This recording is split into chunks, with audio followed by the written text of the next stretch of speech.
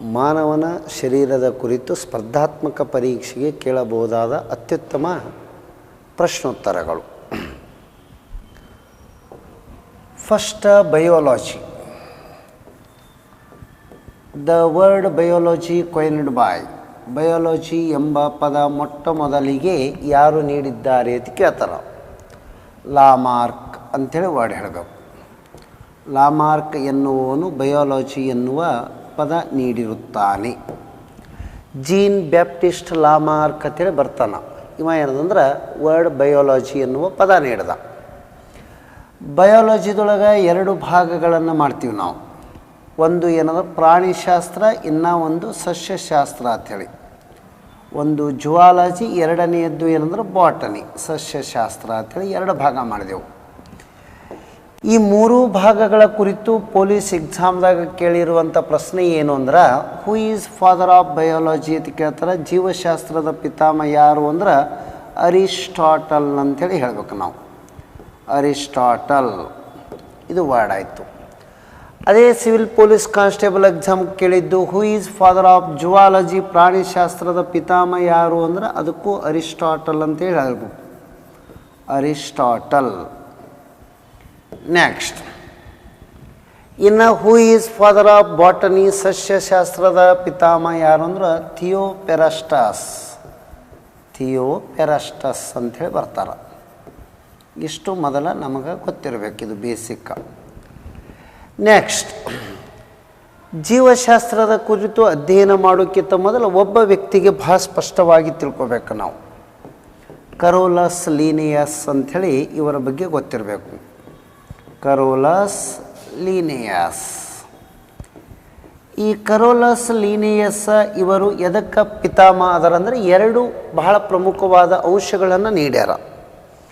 ಯಾವ ಎರಡು ಅಂದ್ರೆ, ಒಂದು ಇವರಿಗೆ ವರ್ಗೀಕರಣ ಶಾಸ್ತ್ರದ ಪಿತಾಮಹ ಅಂತೇಳಿ ಕರಿತೀವಿ ನಾವು. ಫಾದರ್ ಆಫ್ ಕ್ಲಾಸಿಫಿಕೇಶನ್, ವರ್ಗೀಕರಣ ಶಾಸ್ತ್ರದ ಪಿತಾಮಹ ಅಂಥೇಳಿ ಕರಿಬೇಕು. ಶಾಸ್ತ್ರದ ಪಿತಾಮಹ. ಇನ್ನೂ ಒಂದು ಇವರಿಗೆ ಕರೆಯುವುದು ದ್ವಿನಾಮಕರಣ ಪದ್ಧತಿಯ ಪಿತಾಮಹ, ಫಾದರ್ ಆಫ್ ಏನದಂದ್ರೆ ನಾಮಿನಿಕಲ್ಚರ್ ಅಂಥೇಳಿ ಕರಿತೀವಿ ನಾವು. ದ್ವಿನಾಮಕರಣ ಪದ್ಧತಿಯ ಪಿತಾಮಹ,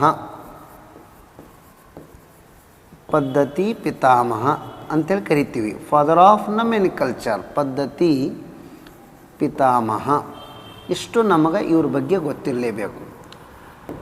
KPSC ಸಿ ಗ್ರೂಪ್ದಾಗ ಒಂದು ವರ್ಡ್ ಕೇಳಿದ್ದ, ಮಾನವನ ವರ್ಗೀಕರಣ ಶಾಸ್ತ್ರ. ಆ ವರ್ಗೀಕರಣದ 7 ಮಜಲುಗಳು ಮೊದಲ ಸೀರಿಯಲ್ ಗೊತ್ತಿರಬೇಕು. ಅದಕ್ಕೆ ಕೇಳಿದ್ದೆ KPSC ಸಿ ಗ್ರೂಪ್ದಾಗ. ಕಾಲ ಅನುಕ್ರಮದಲ್ಲಿ ಅಥವಾ ಅನುಕ್ರಮವಾಗಿ ಕ್ರೋನಾಲಜಿಕಲ್ ಆರ್ಡರ್ದೊಳಗೆ ಕ್ಲಾಸಿಫಿಕೇಶನ್ ಕೇಳ್ತಾನ. ಈ ವರ್ಗೀಕರಣದಲ್ಲಿ ಎಷ್ಟು ಮಜಲುಗಳದಾವಂದ್ರೆ 7 ಮಜಲುಗಳು ಇವೆ. ಎಷ್ಟು ಮಜಲುಗಳದಾವಂದ್ರೆ 7 ಮಜಲುಗಳು ಇವೆ. ಹಾಗಾದರೆ ಆ 7 ಮಜಲುಗಳು ಅನುಕ್ರಮವಾಗಿಯೇ ಗೊತ್ತಿರಬೇಕ್ರಿ ನಮಗೆ ಎಕ್ಸಾಮ್ಗಳ್ದಾಗ. ನಂಬರ್ 1, 2, 3, 4, 5, 6, 7. ಈ 7 ಮಜಲುಗಳ ಕುರಿತು ಕ್ವಶನ್ ಏನು ಕೇಳಿರ್ತಾನ ಅಂದ್ರೆ, ಇಲ್ಲೊಂದು ಸಣ್ಣದು ವರ್ಡ್ ಹೇಳ್ತೀನಿ ನೋಡಿ. ಸಾವಯವ ಗೊಬ್ಬರ ಕಬ್ಬಿನ ಜಾತಿಗೆ ಪ್ರಮುಖವಾಗಿ ಬೇಕು. ಸಾವಯವ ಗೊಬ್ಬರ ಅಂದ್ರೆ ತಿಪ್ಪಿ ಗೊಬ್ಬರ, ಕಬ್ಬಿಗೆ ಹಾಕಿದ್ರೆ ಚಲೋ ಬರ್ತದೆ ಕಬ್ಬು ಅಂದಂಗೆ. ಸಾವಯವ ಗೊಬ್ಬರ ಕಬ್ಬಿನ ಜಾತಿಗೆ ಪ್ರಮುಖವಾಗಿ ಬೇಕು. ಹಾಗಾದರೆ ಸಾ ಎಂದರೆ ಏನು ಅಂದ್ರೆ ಸಾಮ್ರಾಜ್ಯ. ಸಾ ಎಂದರೆ ಏನು ಅಂದ್ರೆ ಸಾಮ್ರಾಜ್ಯ. ಇದಕ್ಕೆ ಇಂಗ್ಲೀಷ್ನಾಗ ಕಿಂಗ್ಡಮ್ ಅಂಥೇಳಿ ಕರೀತಾರೆ. ಎರಡನೆಯದು ವ ಎಂದರೆ ವಂಶ, ಇದು ವಂಶ. ಮೂರನೆಯದು ವ ಎಂದರೆ ವರ್ಗ. ನಾಲ್ಕನೆಯದು ಗ ಎಂದರೆ ಗಣ. ಕ ಎಂದರೆ ಕುಟುಂಬ, ಫ್ಯಾಮಿಲಿ. ಹಾಗಾದರೆ ಜ ಎಂದರೆ ಜಾತಿ. ಆಮ್ಯಾಗ ಪ್ರಭೇದ. ಇವು 7 ಸೀರಿಯಲ್ ಇದ್ದುದಕ್ಕೆ ಟಿಕ್ ಹಾಕಿ ಬರಬೇಕಾಗಿತ್ತು ನಾವು KPSC ಸಿ ಗ್ರೂಪ್ದಾಗ. ಸಾವಯವ ಗೊಬ್ಬರ ಕಬ್ಬಿನ ಜಾತಿಗೆ ಬೇಕು. ಸಾಮ್ರಾಜ್ಯ, ವಂಶ, ವರ್ಗ, ಗಣ, ಕುಟುಂಬ, ಜಾತಿ, ಪ್ರಭೇದ ಸೀರಿಯಲ್ ಹೇಳೋದು. ಮಾನವನ ಈ 7 ವರ್ಗಗಳು ಕರೆಕ್ಟಾಗಿ ನಮಗೆ ಸ್ಪಷ್ಟವಾಗಿ ಮಾಹಿತಿ ಇರಲೇಬೇಕು. ಮಾನವನು ಯಾವ ಸಾಮ್ರಾಜ್ಯಕ್ಕೆ ಸೇರಿದ್ದಾನೆ ಎಂದರೆ ಮಾನವನು ಪ್ರಾಣಿ ಸಾಮ್ರಾಜ್ಯಕ್ಕೆ ಸೇರಿದ್ದಾನೆ. ಆ್ಯಕ್ಚುಲಿ ಪ್ರಪಂಚದಾಗ ಹೈಯೆಸ್ಟ್ ವಿಷಕಾರಿ ಪ್ರಾಣಿನೇ ಹ್ಯೂಮನ್ ಬೀಯಿಂಗ್ ಅಂತ ಹೇಳ್ತಾರೆ. ಹಾವಿನಕ್ಕಿಂತ ಹೆಚ್ಚಿಗೆ ವಿಷ ಮನುಷ್ಯನಲ್ಲಿನೇ ಇರ್ತದೆ ಅಂತ ಹೇಳ್ತಾರೆ. ಹಾಗಾಗಿ ಏನಂದ್ರೆ ಮಾನವ ಇದು ಒಂದು ಏನು ಅಂದ್ರೆ ಪ್ರಾಣಿ ಅಂಥೇಳಿ. ನೆಕ್ಸ್ಟ್ ಎರಡನೆಯದು ವಂಶ ಅಂಥೇಳಿ ಅದ. ಬೆನ್ನಾಗ ಮೂಳೆ ಅದ, ಅದಕ್ಕೆ ಕಾರ್ಡೇಟ್ ಅಂದರೂ ಬರ್ತದೆ, ಕಶೇರುಕ ಅಂಥೇಳಿ ಕರಿತೀವಿ ನಾವು. ಕಶೇರುಕ ಮಾನವ ಬೆನ್ನು ಮೂಳೆಯನ್ನು ಹೊಂದಿದ್ದಾನೆ. ಕಶೇರುಕ ಯಾವಕ್ಕ ಬೆನ್ನು ಮೂಳೆ ಇರಲ್ಲ ಅವೆಲ್ಲ ಅಕಶೇರುಕ. True bone of the human body ಮಾನವನ ಶರೀರದ ಅತ್ಯಂತ ನಿಜವಾದ ಮೂಳೆ ಯಾವುದು ಅಂದ್ರೆ ಕಾರ್ಡೇಟ್ ಅಥವಾ ಬೆನ್ನು ಮೂಳೆನೇ ಟ್ರೂ ಬೋನ್ ಅಂತ ಹೇಳಬೇಕು. ನಾವು ಎಕ್ಸಾಮ್ದಾಗ SSC ಕೇಳಿದ್ದು ಮಾನವನ ಶರೀರದಲ್ಲಿ ಅತ್ಯಂತ ನಿಜವಾದ ಮೂಳೆ ಅಥವಾ ಟ್ರೂ ಬೋನ್ ಎಂದರೆ ಯಾವುದು? ನೋಟೋಕಾರ್ಡ್. ನೋಟೋಕಾರ್ಡ್ ಅಂದರೂ ಒಂದೇ, ಬೆನ್ನು ಮೂಳೆ ಅಂದರೂ ಒಂದೇ, ಕಶೇರುಕ ಮೂಳೆ ಅಂದರೂ ಒಂದೇ. ವರ್ಗ ಸಸ್ತನಿ ಮಾನವ ಮಗುವಿಗೆ ಜನ್ಮ ನೀಡಿ ಹಾಲನ್ನು ಉಣಿಸುತ್ತಾನೆ. ಹಾಗಾಗಿ ಜನ್ಮ ನೀಡಿ ಹಾಲನ್ನು ಉಣಿಸುವುದರಿಂದ ಇದಕ್ಕೆ ನಾವು ಏನಂದ್ರೆ ವಿ ಪ್ಯಾರಸ್ ಅಂತೇವೆ. ಮೊಟ್ಟೆ ಇಟ್ಟು ಮರಿ ಮಾಡಿದ್ರೆ ಓವಿ ಪಾರಸ್ ಅಂತೇಳಿ ಕರಿತೇವೆ. ಮಾನವ ಇದು ಒಂದು ಏನು ಸಸ್ತನಿ. ಹಾರಾಡುವ ಬಾವಲಿ ಇದನ್ನೂ ಒಂದು ಸಸ್ತನಿ. ನೀಲಿ ತಿಮಿಂಗಲ ಇದನ್ನೂ ಒಂದು ಸಸ್ತನಿ. ಸಸ್ತನಿಗಳಲ್ಲಿ ದೊಡ್ಡದೇ ಬ್ಲೂ ವೇಲ್, ನೀಲಿ ತಿಮಿಂಗಲ ಶಾಂತ ಮಹಾಸಾಗರದಲ್ಲಿ ಕಂಡುಬರುತ್ತವೆ. ಅಂದರೆ ಮಾನವ ಸಸ್ತನಿಯಾಗಿದ್ದಾನೆ. ಮಾನವನ ಗಣ ಯಾವುದು ಅಂತ ಕೇಳ್ತಾರೆ? ಪ್ರೈಮೇಟ್. ಪ್ರೈಮೇಟ್ ಎನ್ನುವ ಗಣ. ಮಾನವನ ಕುಟುಂಬ ಯಾವುದು ಅಂದರೆ ಹೋಮಿನೀಡೆ. ಹೋಮಿನೀಡೆ. ಮಾನವನ ಜಾತಿ ಹೋಮೋ. ಹಾಗಾದರೆ ಪ್ರಭೇದ ಯಾವುದು ಅಂದರೆ ಸೆಪಿಯನ್ಸ್. ಸೆಪಿಯನ್ಸ್. ಇವೆಲ್ಲ ಕೂಡಿಕೆಸಿಂದ್ರೆ ಮಾನವನ ಬಗ್ಗೆ ಈ ರೀತಿ ಅಧ್ಯಯನ ಮಾಡ್ಕೊತ ಬರ್ತೇವೆ. ಮಾನವನ ಸಾಮ್ರಾಜ್ಯ ಯಾವುದಾದ್ರು ಪ್ರಾಣಿ ಸಾಮ್ರಾಜ್ಯ. ಮಾನವನು ಯಾವ ವಂಶಕ್ಕೆ ಸೇರಿದ್ದಾನೆ? ಬೆನ್ನು ಮೂಳೆ ಕಶ. ನೆಕ್ಸ್ಟ್ ವರ್ಗ ಯಾವುದು? ಸಸ್ತನಿ ಅಥವಾ ಮ್ಯಾಮಲ್. ಗಣ ಪ್ರೈಮೇಟ್. ಕುಟುಂಬ ಹೋಮಿನಿಡೆ. ಜಾತಿ ಹೋಮೋ. ಪ್ರಭೇದ ಸೆಪಿಯನ್ಸ್. ಈ ಕೊನೆಯ 2 ಪದಗಳು ಕೂಡಿದಾಗ, ಜಾತಿ ಪ್ರಭೇದ ಕೂಡಿದಾಗನೇ ದ್ವಿನಾಮಕರಣ ಪದ್ಧತಿ ಅಂತೇಳಿ ಕರಿತೇವೆ ನಾವು. ಇಲ್ಲದ ನೋಡಿ, ದ್ವಿನಾಮಕರಣ ಪದ್ಧತಿ ಏನನ್ನು ಒಳಗೊಂಡಿದೆ ಅಂದರೆ ಮೊದಲನೆಯ ಪದ ಜಾತಿ ಒಳಗೊಂಡಿದೆ, ಹೋಮೋ. ಹಾಗಾದರೆ ಸೆಪಿಯನ್ಸ್ ಅನ್ನುವುದು ಪ್ರಭೇದವಾಗಿದೆ. ಹೋಮೋಸೆಫಿಯನ್ಸ್ ಇದು ಮಾನವನ ಸೈಂಟಿಫಿಕ್ ನೇಮ್ ಅದ ರೀ. ಮಾನವನ ವೈಜ್ಞಾನಿಕ ಹೆಸರು ಹೋಮೋಸೆಫಿಯನ್ಸ್. ಹೋಮೋ ಎಂದರೆ ಏನು? ಜಾತಿ. ಸೆಫಿಯನ್ಸ್ ಎಂದರೆ ಏನು? ಪ್ರಭೇದ. ಇದು ಗೊತ್ತಿರಬೇಕು ನಮಗೆ. ಸೆಫಿಯನ್ಸ್ ಎಂದರೆ ಏನಂದ್ರೆ ಪ್ರಭೇದ. ಅಂದರೆ ಮಾನವನ ವೈಜ್ಞಾನಿಕ ಹೆಸರು ಹೋಮೋಸೆಫಿಯನ್ಸ್. ಅವು ಎರಡೂ ಕೂಡುವುದರಿಂದ ದ್ವಿನಾಮಕರಣ ಅಂತೇಳಿ ಕರಿತೇವೆ ನಾವು. ಬೈ ನಾಮಿನಿಕ್ ಕಲ್ಚರ್ ಅಂಥೇಳಿ ಕರಿತೇವೆ ನಾವು. ಇದಕ್ಕೆ classification. Who is father of classification? ವರ್ಗೀಕರಣ ಶಾಸ್ತ್ರದ ಪಿತಾಮಹ ಕರೋಲಸ್ ಲೀನಿಯಸ್. ಇದು ಮೊದಲ ಇಂಟ್ರೊಡ್ಯೂಸ್ ಆಯಿತು.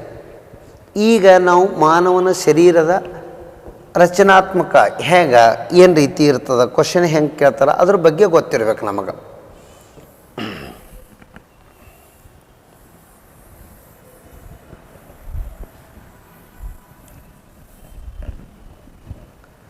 ಈಗ ನಾವು ಸ್ವಲ್ಪ ಅಬ್ಸರ್ವೇಷನ್ ಮಾಡಿ. ಫಸ್ಟ್ ಕೂದಲು ಅಥವಾ ಕೇಶ, ಹೇರ್ಸ್. ನಮ್ಮ ತಲೆ ಮ್ಯಾಗಿದ್ರೆ ಕೂದಲು ಅಂತೀವಿ, ಕುರಿ ಮೈ ಮ್ಯಾಗಿದ್ರೆ ಉಣ್ಣೆ ಅಂತೀವಿ, ಊಲ್ ಕುರಿಗೆ. ಅದು UPSC ಕೇಳಿದ್ದ. ಕೂದಲು ಅಥವಾ ಉಣ್ಣೆ, ಊಲ್ ಅಂತೇಳಿ ಕರಿತೇವೆ ನಾವು. ಏನನ್ನು ಒಳಗೊಂಡಿದೆ ಅಂತ ಕೇಳ್ತಾರೆ. ಅಲ್ಫಾ ಕೆರಾಟಿನ್ ಎಂಬ ಪ್ರೋಟೀನ್ ಒಳಗೊಂಡಿದೆ. ಇದಕ್ಕೆ ಅಲ್ಫಾ ಅಂಥೇಳಿ ಸಂಕೇತ ಅದ ರೀ ಅದರದ್ದು. ಅಲ್ಫಾ ಬೀಟಾ ಗಾಮಾ ಅಂಥೇಳಿ ಬರ್ತಾವೆ. ಹಾಗಾದರೆ ಉಣ್ಣೆ ಅಥವಾ ಕೂದಲು ಏನನ್ನು ಒಳಗೊಂಡಿದೆ ಅಂದರೆ ಅಲ್ಫಾ ಕೆರಾಟಿನ್ ಪ್ರೋಟೀನ ಒಳಗೊಂಡಿದೆ. ಮುಗೀತದೆ. ಕೂದಲ ಬಗ್ಗೆ ಅಷ್ಟು ಒಂದ ಕ್ವಶನ್ ರೀ ಅದು. ನೆಕ್ಸ್ಟ್ ಚರ್ಮ. ಚರ್ಮದ ಕುರಿತು ಅಧ್ಯಯನ ಮಾಡುವುದಕ್ಕೆ ಡೆರ್ಮಿಟಾಲಜಿ ಅಂತಾರೆ. ಡೆರ್ಮಿಟಾಲಜಿ ಟಿ ವಿ ಒಳಗೆ ತೋರಿಸ್ತಾರೆ. ಡೆರ್ಮಿ ಕೂಲ್ ಅಂಥೇಳಿ ಚರ್ಮಕ್ಕೆ ಪೌಡರ್ ಹೊಡ್ಕೊಳ್ಳೋದು. ಹಾಗಾಗಿ ಏನದಂದ್ರೆ ಇದನ್ನು ನಾವು ಡೆರ್ಮಿಟಾಲಜಿ ಅಂತೇಳಿ ಕರಿಬೇಕು. ಮಾನವನ ಶರೀರದಲ್ಲಿ ಅತ್ಯಂತ ದೊಡ್ಡದಾದ ಅಂಗ ಚರ್ಮ. ದೊಡ್ಡದಾದ ಅಂಗ ಅನ್ನಬೇಕು. ಯಾವುದ್ರೀ? ಚರ್ಮ. ಮಾನವನ ಶರೀರದಲ್ಲಿ ಅತ್ಯಂತ ದೊಡ್ಡದಾದ ಅಂಗ ಯಾವುದು ಅಂದರೆ ಚರ್ಮ ಅಂತ ಹೇಳಬೇಕು. ಚರ್ಮದ ಮೇಲೆ ಸೂರ್ಯನ ಕಿರಣಗಳು ಬಿದ್ದಾಗ ತಯಾರಾಗುವ ಜೀವಸತ್ವ ಯಾವುದು ಅಂತ ಕೇಳ್ತಾರೆ? Vitamin D. ಇದನ್ನು ನಾವು ಸೂರ್ಯನ ಹೊಳಪಿನ ಜೀವಸತ್ವ ಅಂತೇಳಿ ಕರಿತೀವಿ. ಸೂರ್ಯನ ಹೊಳಪಿನ ಜೀವಸತ್ವ ಯಾವುದು ಅಂದ್ರೆ ವಿಟಮಿನ್ ಡಿ ಅನ್ನಬೇಕು. ಚರ್ಮದ ಬಣ್ಣಕ್ಕೆ ಕಾರಣವಾದ ವಸ್ತು ಯಾವುದು ಅಂತ ಕೇಳಿದ್ರೆ ಮೆಲಾನಿನ್ ಎನ್ನುವುದೇ ವಿಟಮಿನ್ ಡಿ ಇಂದ ಉತ್ಪಾದನೆಯಾಗುತ್ತದೆ ನಮ್ಮ ಶರೀರದೊಳಗೆ. ಹಾಗಾದರೆ ಮೆಲಾನಿನ್ ಎನ್ನುವುದು ಏನು ಅಂದರೆ ಚರ್ಮದಕ್ಕೆ ಬಣ್ಣವನ್ನು ಕೊಡುವಂಥ ವಸ್ತು, ಕಣ್ಣಿಗೆ ಬಣ್ಣ ಕೊಡುವ ವಸ್ತು. ಅಂದರೆ ಇವಕ್ಕೆ ವಿಶೇಷವಾಗಿ ಬಣ್ಣದ ರಚನೆಗೆ ಕಾರಣವಾದ ವಸ್ತು ಯಾವುದಂದ್ರೆ ಮೆಲಾನಿನ್ ತಂದಂಗ. ಚರ್ಮದ ಕುರಿತು ಅಧ್ಯಯನ ಮಾಡುವುದು ಡೆರ್ಮಿಟಾಲಜಿ. ದೊಡ್ಡದಾದ ಅಂಗ ಚರ್ಮ.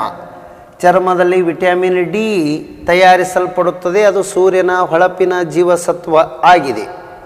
ಇನ್ನು ಚರ್ಮಕ್ಕೆ ಏನಂದ್ರೆ ಮೆಲಾನಿನ್ ಅಂಥೇಳಿ ಬರ್ತದೆ. ಚರ್ಮಕ್ಕೆ ಬರುವಂಥ ಪ್ರಮುಖ ರೋಗಗಳು ಎರಡು. ಒಂದು ಆ್ಯಂಥ್ಲೇಟ್ಸ್ ಫುಟ್ ಅಂಥೇಳಿ ಕೇಳಿದ್ದ PSI. ಆ್ಯಂಥ್ಲೇಟ್ಸ್ ಫುಟ್ ಅಂದರೆ ಈ ಯಾವಾಗಲೂ ಸ್ಪೋರ್ಟ್ಸ್ಮನ್ಗಳು ಬೂಟ್ ಹಾಕ್ಕೊಂಡು ಓಡಾಡ್ತಾರಲ್ಲ, ಬೂಟ್ ಹಾಕೊಳ್ಳೋಣ ಕಾಲಿನ ಬೆರಳಿನ ಸಂದಿನಲ್ಲಿ ಫಂಗಸ್ ಕ್ರಿಯೇಟ್ ಆಗ್ತದೆ. ಚರ್ಮ ಎಲ್ಲ ಮೆತ್ತಗಾಕಿಸಂದ್ರೆ ಆ್ಯಂಥ್ಲೇಟ್ಸ್ ಫುಟ್ ಅಂತೇಳಿ ಆತ ಫಂಗಸ್ದಿಂದ ಬರ್ತದೆ. ಆ್ಯಂಥ್ಲೇಟ್ಸ್ ಫುಟ್ ರೋಗಕ್ಕೆ ಕಾರಣ ಏನು ಅಂದ್ರೆ ಶಿಲೀಂಧ್ರ, ಫಂಗಸ್ ಶಿಲೀಂಧ್ರ ಆಗ್ತದೆ. ಹಾಗಾದರೆ ಹಸಿ ಬಟ್ಟೆ ಉಟ್ಕೊಳ್ಳೋಣ ಈಚ್ ಗಾರ್ಡ್ ಅಂಥೇಳಿ ಆಗ್ತದೆ. ಅಡ್ವರ್ಟೈಸ್ ತೋರಿಸ್ತಿರ್ತಾರೆ ಟಿ ವಿಗಳ್ದಾಗ ಈಚ್ ಗಾರ್ಡ್. ಅದನ್ನು ಶಿಲೀಂಧ್ರದಿಂದ ಚರ್ಮಕ್ಕೆ ಆಗ್ತದೆ ಅಂದಂಗೆ. ಇನ್ನು ಯಾವಾಗಲೂ ಬಟ್ಟೆ ಅಥವಾ ನೀರಿನಾಗ ಕೆಲಸ ಮಾಡೋರಿಗೆ ಇಲ್ಲೆಲ್ಲ ಸಣ್ಣ ಸಣ್ಣ ಗುಳ್ಳೆ ಆಗ್ತವೆ. ಈ ಪಾತ್ರೆ ತೊಳೆಯೋರಿಗೆ ಅಥವಾ ಬಟ್ಟೆ ಧೋಬಿಗಳಿಗೆ ಅದಕ್ಕೆ ಧೋಬಿ ಈಚ್ ಅಂತೇಳಿ ಬರ್ತದೆ. ಅದನ್ನು ಶಿಲೀಂಧ್ರದಿಂದನೇ ಆಗ್ತದೆ. ಚರ್ಮಕ್ಕೆ ಮ್ಯಾಕ್ಸಿಮಮ್ ಡಿಸೀಸ್ ಬರೋದೇ ಶಿಲೀಂಧ್ರಗಳಿಂದ ಬರ್ತದೆ. ಇದು ನಮಗೆ ಸ್ಪಷ್ಟವಾಗಿ ಗೊತ್ತಿರಬೇಕು. KS ಎಕ್ಸಾಮ್ ಕೇಳಿದ್ರು. ಚರ್ಮದ ಕೆಳಭಾಗದಲ್ಲಿ ಎಡಿಪೋಸ್ ಅಂಗಾಂಶ ಅಂತೇಳಿ ಇರ್ತದೆ. ಈ ಎಡಿಪೋಸ್ ಅಂಗಾಂಶದಲ್ಲಿ ಅಥವಾ ಟಿಶ್ಯೂದೊಳಗೆ ಏನು ಸಂಗ್ರಹಣೆ ಆತ್ಮ? ಕೊಬ್ಬು. ಕೊಬ್ಬು ಅಂದರೆ ಏನು? ಫ್ಯಾಟ್. ಮಾನವನ ಶರೀರದಾಗ ಫ್ಯಾಟ್ ಸ್ಟೋರ್ಡ್ ಇನ್ ಅಥವಾ ಎಲ್ಲಿ ಕೊಬ್ಬು ಸಂಗ್ರಹಣೆ ಆಗುತ್ತದೆ ಅಂದರೆ ಎಡಿಪೋಸ್ ಅಂಗಾಂಶ ಚರ್ಮದ ಕೆಳಭಾಗದಲ್ಲಿ. ಇದು ಹೇಳಬೇಕು ನಾವು. ಅಂಗಾಂಶದ ಕುರಿತು ಅಧ್ಯಯನ ಮಾಡುವುದು ಅಂತೇಳಿ ಸಿವಿಲ್ ಕಾನ್ಸ್ಟೇಬಲ್ ಎಕ್ಸಾಮ್ ಕೇಳಿದ histology. Study of tissue, histology ಅಂತೇಳಿ ಹೇಳಬೇಕು. ಇಷ್ಟು ಮೊದಲು ಮಿನಿಮಮ್ ಇಷ್ಟು ಐಡಿಯಾ ಇರಬೇಕು ನಮಗೆ. ಎದರ ಬಗ್ಗೆ? ಚರ್ಮದ ಬಗ್ಗೆ ಆಯಿತು. ಏನು ನೆಕ್ಸ್ಟ್? ಕಣ್ಣು ಅಂಥೇಳಿ ಬರ್ತವೆ. ಕಣ್ಣು. ಕಣ್ಣಿನ ಮೂರು ಭಾಗಗಳು ಯಾವುವಂದ್ರೆ ಸ್ಕ್ಲೀರಾ, ಕೊರಾಯ್ಡ, ರೆಟಿನಾ. ಸ್ಕ್ಲೀರಾ, ಕೊರಾಯ್ಡ ಮತ್ತು ರೆಟಿನಾ ಈ ಮೂರು ವರ್ಡ್ಗಳನ್ನು ನಾವು ಹೇಳಬೇಕು. ರೆಟಿನಾ ಅಂಥೇಳಿ ಮೂರು ಕಣ್ಣಿನ ಭಾಗಗಳು ಇವೆ. ಇದು ಸ್ಪಷ್ಟವಾಗಿ. ಇನ್ನು ಇಲ್ಲಿ ಕಣ್ಣಿನ ಬಗ್ಗೆ ಏನೇನು ಕ್ವಶನ್ ಬರ್ತದೆ? ಫಸ್ಟ್, ಕಣ್ಣಿನ ಬಣ್ಣಕ್ಕೆ ಕಾರಣವಾದ ವಸ್ತು ಯಾವುದು ಅಂತ ಕೇಳ್ತಾರೆ. ಐರಿಶ್. ಈ ಐರಿಶ್ ಎನ್ನುವುದು ವರ್ಣಪಟಲವಾಗಿದೆ. ಕನ್ನಡದ ವರ್ಣ ಅಂದರೆ ಏನು? ಬಣ್ಣ. ಪಟಲ ಅಂದರೆ ಕಣ್ಣು. ಕಣ್ಣಿನ ಬಣ್ಣಕ್ಕೆ ಕಾರಣ ಐರಿಶ್. ಕಣ್ಣಿನ ಯಾವ ಭಾಗವನ್ನು ದಾನವಾಗಿ ಕೊಡಲಾಗುತ್ತದೆ? ಕಾರ್ನಿಯಾ. ಯಾವುದ್ರಿ? ಕಾರ್ನಿಯಾ ಭಾಗ ದಾನವಾಗಿ ಕೊಡಲಾಗುತ್ತದೆ. ಕಾರ್ನಿಯಾದಲ್ಲಿ ಒಟ್ಟ ಬ್ಲಡ್ ವೇನ್ಸ್ ಇರಲ್ಲ, ರಕ್ತನಾಳಗಳು ಇರುವುದಿಲ್ಲ. ಇನ್ನು ಕಣ್ಣಿಗೆ ರಕ್ತ ಸರಬರಾಜು ಕಣ್ಣಿಗೆ ಸಪ್ಲೈ ಆಗುವ ನರಗಳು ಯಾವ ಅಂತಾರೆ ಕೇಳ್ತಾರೆ, ಆಪ್ಟಿಕ್ ನರ್ವ್ಸ್ ಅಂತೇಳಿ ಹೇಳಬೇಕು. ಆಪ್ಟಿಕ್ ನರ್ವ್ಸ್ ಇದು ಕರೆಕ್ಟಾಗಿ. ಕಣ್ಣಾಗಿ ಏನಾದರೂ ಒಂದು ವಸ್ತು ಬಿತ್ತು ಅಂದರೆ ಕಣ್ಣೆಲ್ಲ ಕೆಂಪಗಾಗಿರ್ತಲ್ಲ, ಕೆಂಪಗೆ ಆಗುವ ಕಣ್ಣಿನ ಭಾಗ ಯಾವುದು ಅಂತ ಕೇಳ್ತಾರೆ. ಅದಕ್ಕೆ ಕಂಜಕ್ಟಿವ್ ಪಾರ್ಟ್ ಅಂತೇಳಿ ಕರಿತೀವಿ ನಾವು. ಕಂಜಕ್ಟಿವ್ ಪಾರ್ಟ್, ಕಂಜಕ್ಟಿವ್ ಭಾಗ ಅಂಥೇಳಿ ಕರಿಬೇಕು. ಇದು ಕೆಂಪಗೆ ಆಗುವ ಕಣ್ಣಿನ ಭಾಗ. ಏನಾದರೂ ವಸ್ತು ಬಿತ್ತು ಅಂದರೆ ಇದಕ್ಕೆ ರೆಡ್ ಕಲರ್ ಬಂದುಬಿಡ್ತದೆ ಅಂದಂಗೆ. ಇದು ಫಸ್ಟ್ ಇಷ್ಟು ಐಡಿಯಾ ಇರಬೇಕು. ಕಣ್ಣಿನ 3 ಭಾಗಗಳು ಸ್ಕ್ಲೀರಾ, ಕೊರೈಡ್, ರೆಟಿನಾ. ಐರಿಶ್ ಎನ್ನುವುದು ಕಣ್ಣಿನ ಏನನ್ನು ಒದಗಿಸುತ್ತದೆ, ಬಣ್ಣ. ಹಾಗಾದರೆ ಕಣ್ಣಿನ ಬಣ್ಣಕ್ಕೆ ಕಾರಣವಾದ ವಸ್ತು ಯಾವುದು ಅಂತ ಕೇಳಿದ್ರೆ ಐರಿಶ್, ವರ್ಣಪಟಲ. ಕಾರ್ನಿಯಾ ಎನ್ನುವುದು ಏನು ಅಂದ್ರೆ ಆಪ್ಟಿಕ್ ನರ್ವಗಳನ್ನು ಹೊಂದಿರ್ತದೆ. ಇದು ಕಾರ್ನಿಯಾ ಎನ್ನುವುದು ಏನು ಅಂದ್ರೆ ದಾನವಾಗಿ ನೀಡುವ ಕಣ್ಣಿನ ಭಾಗ. ಇನ್ನು ಕೆಂಪಗೆ ಆಗುವ ಕಣ್ಣಿನ ಭಾಗಕ್ಕೆ ಏನು ಅನ್ಬೇಕಂದ್ರೆ ಕಂಜಕ್ಟಿವ್ ಅನ್ಬೇಕು. ಕಣ್ಣಿಗೆ ಬರುವ ಪ್ರಮುಖ ಕಾಯಿಲೆಗಳು ಯಾವ್ಯಾವ ಅದಾವ ಅಂದ್ರೆ, ವಿಟಮಿನ್ ಎ ಕೊರತೆಯಿಂದ ಕಣ್ಣಿಗೆ ನಿಶಾಂಧತೆ ಬರುತ್ತದೆ. ನಿಶಾಂಧತೆ ಅಂದರೆ ನೈಟ್ ಬ್ಲೈಂಡ್ನೆಸ್, ಎ ಕೊರತೆಯಿಂದ ಕಣ್ಣಿಗೆ ಬರುತ್ತದೆ. ವಿಟಮಿನ್ ಎ ಕೊರತೆಯಿಂದ ಕ್ಷೀರೋಪ್ತಾಲ್ಮಿಯಾ ಅಂಥೇಳಿನೂ ಕಣ್ಣಿಗೆ ಬರ್ತದೆ. ಕ್ಷೀರೋಪ್ತಾಲ್ಮಿಯಾ ಕಣ್ಣಿಗೆ ಬರುವ ಇನ್ನೊಂದು ರೋಗನೂ ಯಾವುದಂದ್ರೆ ಎ ಕೊರತೆಯಿಂದ. ಇದು ಸಾಯಂಕಾಲ ಮಬ್ಬುಗತ್ತಲೆಯಲ್ಲಿ ಕಣ್ಣು ಕಾಣಿಸಲ್ಲ, ಅದಕ್ಕೆ ಇರಳು ಗುರುಡುತನ ಅಂತಾರ, ಅಥವಾ ಮಬ್ಬುಗತ್ತಲೆಯ ದೃಷ್ಟಿದೋಷ ಅಂತಾರ, ಅಥವಾ ನೈಟ್ ಬ್ಲೈಂಡ್ನೆಸ್ ಅಂತಾರ. ಕ್ಷೀರೋಪ್ತಾಲ್ಮಿಯಾ. ಗ್ಲುಕೋಮಾ ಇದು ಯಾವ ಭಾಗಕ್ಕೆ ಬರುವ ರೋಗವಾಗಿದೆ ಅಂದರೆ ಗ್ಲೂಕೋಮಾ. ಇದೂ ಏನಂದ್ರೆ ಕಣ್ಣಿಗೆ ಬರುತ್ತದೆ.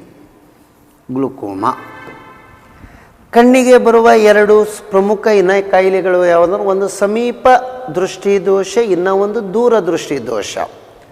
Short ಸೈಟ್ನೆಸ್, long ಸೈಟ್ನೆಸ್. ಆದರೆ ಎಕ್ಸಾಮ್ದಾಗ ಹಂಗೆ ಕೇಳಲ್ಲ, ನಾವು ಸೈಂಟಿಫಿಕ್ ನೇಮ್ ಕೇಳ್ತಾನೆ ಅವಕ್ಕ.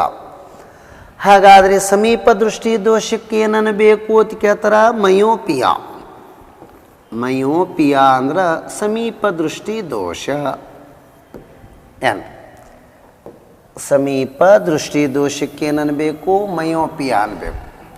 ದೂರದೃಷ್ಟಿ ದೋಷಕ್ಕೆ ಏನನ್ಬೇಕಂದ್ರೆ ಹೈಪರ್ ಮೆಟ್ರೋಪಿಯಾ ಅನ್ಬೇಕು. ಸಮೀಪ ಶಾರ್ಟ್ ಸೈಟ್ನೆಸ್,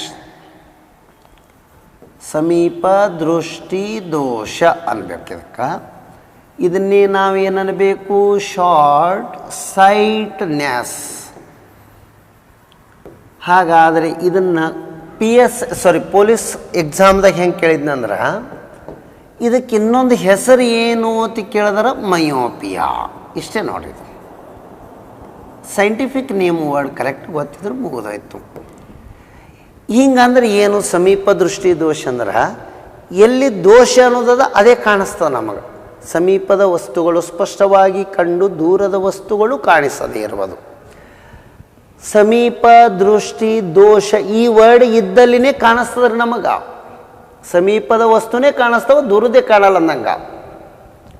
ಇನ್ನು ದೂರದೃಷ್ಟಿ ದೋಷ ಅದು ಏನು? ದೂರದೃಷ್ಟಿ ದೋಷ, ಲಾಂಗ್ ಸೈಟ್ನೆಸ್. ಈ ದೂರದೃಷ್ಟಿ ದೋಷ ಎನ್ನುವುದಕ್ಕೆ ಲಾಂಗ್ ಸೈಟ್ನೆಸ್ ಅಂತೇಳಿ ಜನರಲ್ ವರ್ಡ್ ಆಯಿತು. ಆದ್ರೆ ಸೈಂಟಿಫಿಕ್ ನೇಮ್ ಕರೆಕ್ಟ್ ಗೊತ್ತಿರಬೇಕು ನಮಗೆ. ಹೈಪರ್ ಮೆಟ್ರೋಪಿಯಾ, ಹೈಪರ್ ಮೆಟ್ರೋಪಿಯಾ ಅಂಥೇಳಿ ಕರೀತಾರೆ ಇದಕ್ಕೆ. ಹೈಪರ್ ಮೆಟ್ರೋಪಿಯಾ. ಇಲ್ಲಿ 2 ವರ್ಡ್ ಅದಾವೆ. ಸಪ್ತ ಸ್ವರಗಳು ಎಷ್ಟು ಅದಾವ? 7 ಅದಾವೆ. ಆ 7 ಸ್ವರಗಳಲ್ಲಿ ಕೊನೆಯವು ಏನಂತೀವಿ ಅಂದ್ರೆ ಸರಿಗಮ ಪದ ನಿಸ ಹಿಂಗೆ ಅಂತೀವಲ್ರಿ. ಹಾಗಾದರೆ ಅದನ್ನೇ ಇಲ್ಲಿ ಒಂದು ಸಲ ಅಂದ್ಬಿಡೋದು. ಸ ರಿ ಗ ಮ ಪ ದ ನಿ ಸ. ಅದನ್ನೇ ಲಾಸ್ಟ್ನಿಂದ ನೋಡ್ರಿ, ಪ ದ ನಿ ಸ. ಪ ಪಿ ಎಂದರೆ ಪೀನ ಮಸೂರ, ದ ಎಂದರೆ ದೂರದೃಷ್ಟಿ ದೋಷ ನಿವಾರಣೆ ಮಾಡೋದು. ನೀ ಎಂದರೆ ನೀಮ್ನ ಮಸೂರ, ಸಮೀಪ ದೃಷ್ಟಿ ದೋಷ ನಿವಾರಣೆ ಮಾಡೋದು. ಹಾಗಾದರೆ ಇದಕ್ಕೆ ಇಂಗ್ಲೀಷ್ನಾಗ ಕಾನ್ಕೇವ್ ಅಂಥೇಳಿ ಕರೀತಾರೆ. ಕಾನ್ಕೇವ್ ಅಂದರೆ ಹಿಂಗಿರ್ತದೆ ಇದು. ಹಾಗಾದರೆ ಇದಕ್ಕೆ ಕಾನ್ವೆಕ್ಸ್ ಅಂತಾರೆ. ಇದು ಹೆಂಗಿರ್ತಂದ್ರೆ ಈ ಆಕಾರದಲ್ಲಿ ಇರ್ತದೆ. ಅಂದ್ರೆ ದೂರದೃಷ್ಟಿ ದೋಷ ನಿವಾರಣೆ ಮಾಡಕ್ಕೆ ಪೀನ ಮಸೂರ ಬೇಕು, ಸಮೀಪ ದೃಷ್ಟಿ ದೋಷ ನಿವಾರಣೆ ಮಾಡಕ್ಕೆ ನಿಮ್ನ ಮಸೂರ ಬೇಕು. ಒಟ್ಟಿನಲ್ಲಿ ಪದ ನಿಸ ಅಂತೇಳಿ ನೆನಪಿಡಿಬೇಕು. ಸರಿ ಗ ಮ ಪದ ನಿ ಸ ನೀ ಸ. ನೀ ಅಂದ್ರೆ ನಿಮ್ನ, ಸ ಅಂದ್ರೆ ಸಮೀಪ ದೃಷ್ಟಿ, ಪ ಎಂದರೆ ಪೀನ, ದ ಅಂದರೆ ದೂರದೃಷ್ಟಿ ದೋಷ. ವಂಶ ಪಾರಂಪರಿ ಕಾಯಿಲೆ ಬರ್ತದೆ ಕಣ್ಣಿಗೆ. ಅದನ್ನೇ ನಾವು ಏನು ಅನ್ನಬೇಕು ಅಂದ್ರೆ ವರ್ಣ ಅಂಧತ್ವ ಅಂತೇಳಿ ಕರೀತಾರೆ. ಈ ವರ್ಣ ಅಂಧತ್ವಕ್ಕೆ ಕಲರ್ ಬ್ಲೈಂಡ್ನೆಸ್ ಅಂತಾರೆ. ವರ್ಣ ಅಂಧತ್ವಕ್ಕೆ ಕಾರಣವಾಗಿರುವುದು ಏನು ಅಂದ್ರೆ ಕಣ್ಣಿನಲ್ಲಿ ಎರಡು ರಚನೆ ಇರುತ್ತವೆ. ಒಂದು ಶಂಕುವಿನ ಆಕಾರದ ಕೋನಗಳು ಇರುತ್ತವೆ, ಕೋನ್ಸ್. ಅವಕ್ಕೆ ಶಂಕುವಿನ ಆಕಾರ. ಶಂಕುಗಳಿಗೆ ಕನ್ನಡದಾಗ ಇಂಗ್ಲೀಷ್ನ ಕೋನ್ ಅಂದಂಗೆ. ಕಂಬಿ ಆಕಾರ ರಾಡ್ಗಳು ಇರುತ್ತವೆ, ಕಂಬಿ ಆಕಾರದ ರಾಡ್ಗಳು ಇರುತ್ತವೆ. ಇಲ್ಲಿ ಸ್ವಲ್ಪ ಅಬ್ಸರ್ವೇಷನ್ ಮಾಡಿರಿ. ರಾಡ್ಗಳು ಇದ್ದು ಅಂದ್ರೆ ವಸ್ತು ಕಾಣಿಸ್ತಾವ, ಕೋನ್ಗಳು ಇದ್ದು ಅಂದ್ರೆ ಬಣ್ಣ ಕಾಣಿಸ್ತಾವ. ಬಣ್ಣ ಕಾಣಿಸ್ಲಿಲ್ಲ ಅಂದ್ರೆ ಅವ್ರ ಕಣ್ಣಾಗ ಏನಿಲ್ಲ ಅಂದಂಗೆ ಕೋನಗಳು ಇಲ್ಲ. ಯಾರ ಕಣ್ಣಿನಲ್ಲಿ ಬೈ ಬರ್ತ್ ಕೋನಗಳು ಇರುವುದಿಲ್ಲವೋ ಶಂಕುವಿನ ಆಕಾರದ್ದು ಅವ್ರಿಗೆ ಈ ಡಿಸೀಸ್ ಇರ್ತವೆ. ಕಲರ್ ಬ್ಲೈಂಡ್ನೆಸ್ ಇದ್ದವ್ರಿಗೆ PSI ಪೊಲೀಸ್ ಮಿಲ್ಟ್ರಿದೊಳಗೆ ತೊಳಕ್ಕೆ ಬರಲ್ಲ ರೀ ಜಾಬ್. ಹಾಗಾದರೆ ವರ್ಣ ಅಂಧತ್ವ ಎನ್ನುವುದು ಯಾವ ಎರಡು ಬಣ್ಣಗಳ ನಡಬರಕ ವ್ಯತ್ಯಾಸ ಗೊತ್ತಾಗುವುದಿಲ್ಲ ಅಂದ್ರೆ ಒಂದು ಗ್ರೀನ್, ಎರಡನೆಯದ್ದು ರೆಡ್. ಈ ಎರಡೂ ಬಣ್ಣಗಳ ನಡುವಿನ ವ್ಯತ್ಯಾಸವೇ ಗೊತ್ತಾಗಲ್ಲ. ಗ್ರೀನ್ ತೋರಿಸಿದ್ರೆ ರೆಡ್ ಹೇಳ್ತಾನೆ, ರೆಡ್ ತೋರಿಸಿದ್ರೆ ಗ್ರೀನ್ ಹೇಳ್ತಾರೆ. ಅಪ್ಪನದಿಂದ ಮಗಳಿಗೆ ಬರ್ತದೆ, ತಾಯಿದಿಂದ ಮಗನಿಗೆ ಬರ್ತದೆ. ಅಪೋಸಿಟ್ ಸೆಕ್ಸ್ ಟ್ರಾನ್ಸ್ಫರ್ ಆಗ್ತದೆ. ಇದು ವಂಶ ಪಾರಂಪರೆಯ ರೋಗ. ಎಲ್ಲಿ ತನಕ ಇರ್ತಂದ್ರೆ ಅವರು ವಂಶ ಇರೋ ತನಕನೂ ಅದು ಡಿಸೀಸ್ ಅವರು ಫ್ಯಾಮ್ಲಿದೊಳಗೆ ಮುಂದುವರಿತಾನೇ ಇರ್ತದೆ. ಹಾಗಾಗಿ it is an heredity disease ಅಂತೇಳಿ ಹೇಳ್ತೇವೆ ನಾವು. ಇದು ಗ್ರೀನ್ ಮತ್ತು ರೆಡ್ ಡಿಫ್ರೆನ್ಸೇ ಗೊತ್ತಾಗಲ್ಲ. ಕೋನಗಳು ಇರಲಿಲ್ಲ ಅಂದ್ರೆ ಇವೆರಡೂ ಕಾಣಲ್ಲ, ರಾಡ್ಗಳು ಇರಲಿಲ್ಲ ಅಂದ್ರೆ ಕಣ್ಣೇ ಕಾಣಲ್ಲ. ಕಣ್ಣು ಕಾಣಿಸಿದ್ರು ಬಣ್ಣ ಕಾಣಿಸಲ್ಲ ಅಂದರೆ ಇದು ಕಾರಣ. ಕಣ್ಣೇ ಕಾಣಿಸಲ್ಲ ಅಂದರೆ ಇದೇ ಇಲ್ಲ ಅಂದಂಗೆ, ಯಾವುದು ರಾಡುಗಳಿಲ್ಲ. ಇದು ಎಷ್ಟು ಮೊದಲು ನಮಗೆ ಎದರ ಬಗ್ಗೆ ಗೊತ್ತಿರಬೇಕ್ರಿ? ಕಣ್ಣಿನ ರಚನೆ ಆಯಿತು. ಇನ್ನು ನೆಕ್ಸ್ಟ್ ಬರೋದು ಯಾವುದು? ನರ. ಮೊದಲು ಕಿವಿ ಒಂದು ಹೇಳಬೇಕಲ್ಲ. ಕಿವಿ ಏನನ್ನು ಕೆಲಸ ಮಾಡ್ತದೆ? ಶಬ್ದ ಗ್ರಹಣ ಮಾಡ್ತದೆ, ಪ್ಲಸ್ ದೇಹದ ಸಮತೋಲನ ಕಾಪಾಡುತ್ತದೆ. ಇದು ನಮಗೆ ಕರೆಕ್ಟ್ ಗೊತ್ತಿರಬೇಕು. ಬಾಡಿ ಬ್ಯಾಲೆನ್ಸ್ ಮಾಡ್ತದೆ, ಶಬ್ದ ಗ್ರಹಣೆ ಮಾಡ್ತದೆ, ದೇಹದ ಸಮತೋಲನ ಕಾಪಾಡುತ್ತದೆ. ಕಿವಿಯಲ್ಲಿ ಹೊರ ಕಿವಿ, ಮಧ್ಯ ಕಿವಿ ಮತ್ತು ಒಳ ಕಿವಿ ಅಂತೇಳಿ 3 ಭಾಗ ಮಾಡ್ತೀವಿ ನಾವು. ಹಾಗಾದರೆ ಈ ಮಧ್ಯ ಕಿವಿಯಲ್ಲಿ 3 ಮೂಳೆಗಳು ಬರ್ತಾವೆ. ಹಾಗಾದರೆ ಮಧ್ಯದ ಕಿವಿಯಲ್ಲಿ ಎಷ್ಟು ಮೂಳೆಗಳು ಅದಾವೆ? ಕ್ವಶನ್ ನೋಡ್ರಿ, ಕಿವಿಯಲ್ಲಿ ಎಷ್ಟು ಮೂಳೆಗಳು ಇವೆ ಅಂತ ಕೇಳ್ತಾರೆ. 6 ಹೇಳಬೇಕು. ಯಾಕಂದ್ರೆ ಈ ಕಿವಿಯ 3, ಈ ಕಿವಿಯ 3. ಕಿವಿ ಇರೋದು 2 ಇರ್ತಾವೆ ನಮಗೆ. ಒಂದು ಕಿವಿಯ 3, ಮತ್ತೊಂದು ಕಿವಿಯ 3, ಟೋಟಲ್ ಎಷ್ಟು ಅಥವಾ 6. ಹಾಗಾದರೆ ಮಧ್ಯದ ಕಿವಿಯಲ್ಲಿರುವ 3 ಮೂಳೆಗಳು ಒಂದು ಸುತ್ತಿಗೆ. ಇದಕ್ಕೆ ಇಂಗ್ಲೀಷ್ನಾಗ ಮ್ಯಾಲಿಯಸ್ ಅಂಥೇಳಿ ಕರಿಬೇಕು. ಎರಡನೆಯದು ಅಡಿಗಲ್ಲು, ಇಂಕಸ್ ಅಂತೇಳಿ ಕರೀತಾರೆ ಇಂಗ್ಲೀಷ್ನಾಗ. ಅಡಿಗಲ್ಲು ಇದಕ್ಕೇನನ್ಬೇಕು ರೀ? ಇಂಕಸ್. ಮೂರನೆಯದ್ದು ಸ್ಟೆಪೇಸ್. ಹಾಗಾದರೆ ಇದಕ್ಕೆ ರಿಕಾಪು, ಕನ್ನಡದಾಗ ರೀಕಾಪು ಅನ್ನಬೇಕು. ಇದಕ್ಕೆ ನಾವು ಇಂಗ್ಲೀಷ್ನಾಗ ಸ್ಟೆಪೀಸ್ ಅಂತೇಳಿ ಕರಿತೀವಿ. Smallest bone in human being body ಅಂತ ಕೇಳ್ತಾರೆ. ಅತ್ಯಂತ ಚಿಕ್ಕದಾದ ಮೂಳೆ ಮಾನವನ ಶರೀರದಲ್ಲಿ ಯಾವುದು ಅಂತ ಕೇಳಿದಾರಂದ್ರೆ ಇದನ್ನೇ ಹೇಳಬೇಕು. ರಿಕಾಪು ಚಿಕ್ಕದಾದ ಮೂಳೆ, ಅದಕ್ಕೆ ಸ್ಟೆಪಿಸ್ನು ಅಂತಾರೆ. ಈ ರಿಕಾಪು ಅಥವಾ ಸ್ಟೆಪಿಸದ ಮ್ಯಾಗ ಸ್ವಲ್ಪ ಸ್ನಾಯು ಇರ್ತದೆ, ಮಸಲ್ಸ್. ಆ ಮಸಲ್ಸದ ಹೆಸರು ಏನಂದ್ರೆ ಸ್ಟೆಪಾಡಿಯಸ್ ಅಂತಾರೆ.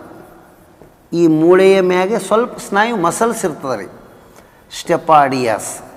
ಈ ಸ್ಟೆಪಾಡಿಯಸ್ ಎನ್ನುವುದು ಏನು ಅಂದ್ರೆ ಮಾನವನ ಶರೀರದಲ್ಲಿ ಅತ್ಯಂತ ಚಿಕ್ಕದಾದ ಸ್ನಾಯು ರೀ ಇದು.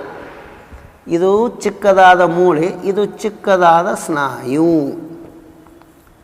ಚಿಕ್ಕದಾದ ಸ್ನಾಯು ಇದು ಗೊತ್ತಿರಬೇಕು ನಮಗೆ. ಮಸಲ್ಸ್, ಸ್ಮಾಲೆಸ್ಟ್ ಮಸಲ್ ಅಂಥೇಳಿ ಬರ್ತವೆ.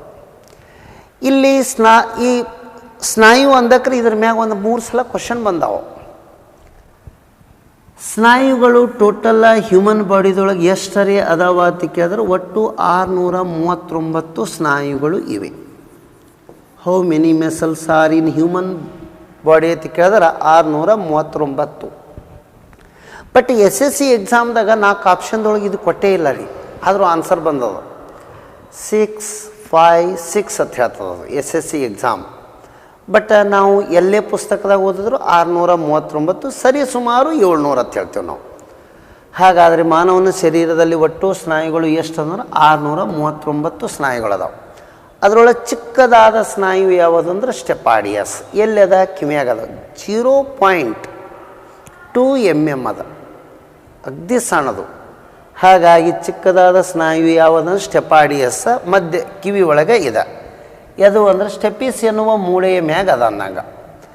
ಇನ್ನು ಅತಿ ದೊಡ್ಡದಾದ ಮೂಳೆ ಯಾವುದು ಅಂದ್ರೆ ನಾವು ಕೂತ್ಕೋತೀವಲ್ಲ, ಚಪ್ಪೆಯ ಸ್ನಾಯು ಅಂತೇಳಿ ಕರಿತೀವಿ ನಾವು. ಅದಕ್ಕೆ ಗ್ಲೂಟೇಸ್ ಮ್ಯಾಕ್ಸಿಮಸ್ ಸಿವಿಲ್ PSI ಕ್ವಶನ್ ಕೇಳಿದ್ರಿ. ಅದು ಅತಿ ದೊಡ್ಡದಾದ ಸ್ನಾಯು. ದೊಡ್ಡದಾದ ಸ್ನಾಯು ಯಾವುದು ಅಂದ್ರೆ ಗ್ಲೂಟೇಸ್ ಮ್ಯಾಕ್ಸಿಮಸ್. ಇದು ಹೇಳಬೇಕು ನಾವು. PSI ಕ್ವಶನ್ ನೋಡ್ರಿ, ಇದು ಚಪ್ಪೆಯ ಸ್ನಾಯು. ನಾವೆಲ್ಲ ಕೂತ್ಕೊಳ್ಳದೆ ಇದ್ರ ಮ್ಯಾಗೆ ಕೂತ್ಕೋತೀವಿ, ಕೂತಕ್ರೋಮ.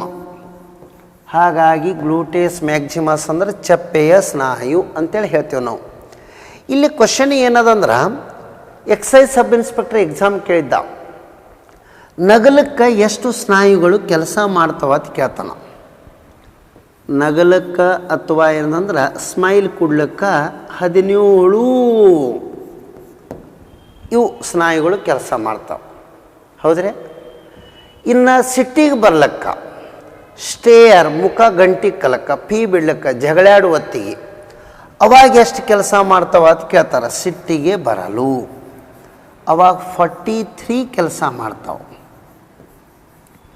ಈಗ ನಾನು ನಿಮಗೆ ಪಾಠ ಮಾಡೋ ಹೊತ್ತಿಗೆ ನಾನು ಮಾತನಾಡಕತ್ತೀನಿ ಅಂದ್ರೆ ನನ್ನಲ್ಲಿ ಎಷ್ಟು ಕೆಲಸ ಮಾಡಕತ್ತವ ಸ್ನಾಯುಗಳು. ಮಾತಾಡಬೇಕು ಅಂದ್ರೆ ಮಾತುಕತೆ ಮಾಡಲಿಕ್ಕೆ 77 ಸ್ನಾಯುಗಳು ಕೆಲಸ ಮಾಡ್ತಾವೆ. ಮಾತುಕತೆ ಮಾಡ್ಲಿಕ್ಕೆ ಎಷ್ಟು ಸ್ನಾಯುಗಳು ಕೆಲಸ ಮಾಡ್ತಾವ್ರಿ? 77. 3 ಎಕ್ಸಾಮ್ದಾಗ ಬಂದಿದ್ದು ಕ್ವಶನ್ಸ್.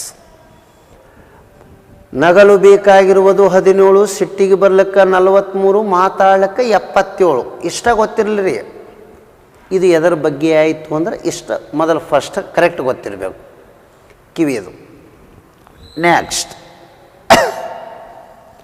ಕಿವಿ ಆದ ಬಳಿಕ ಮೂಗು. ಮೂಗಿನಲ್ಲಿ ಏನಿರ್ತದ ಅಂತ ಕೇಳ್ತಾರೆ, ಮ್ಯೂಕಸ್ ಎಂಬ ಸ್ನಾಯು ಇದೆ. ಮ್ಯೂಕಸ್ ಎನ್ನುವ ಸ್ನಾಯು ಇದೆ. ಇದು ಕರೆಕ್ಟಾಗಿ ಗೊತ್ತಿರಬೇಕು ನಮಗೆ. ಮೂಗಿನಲ್ಲಿ ಏನದಂದ್ರೆ ಮ್ಯೂಕಸ್ ಸ್ನಾಯು ಇದೆ.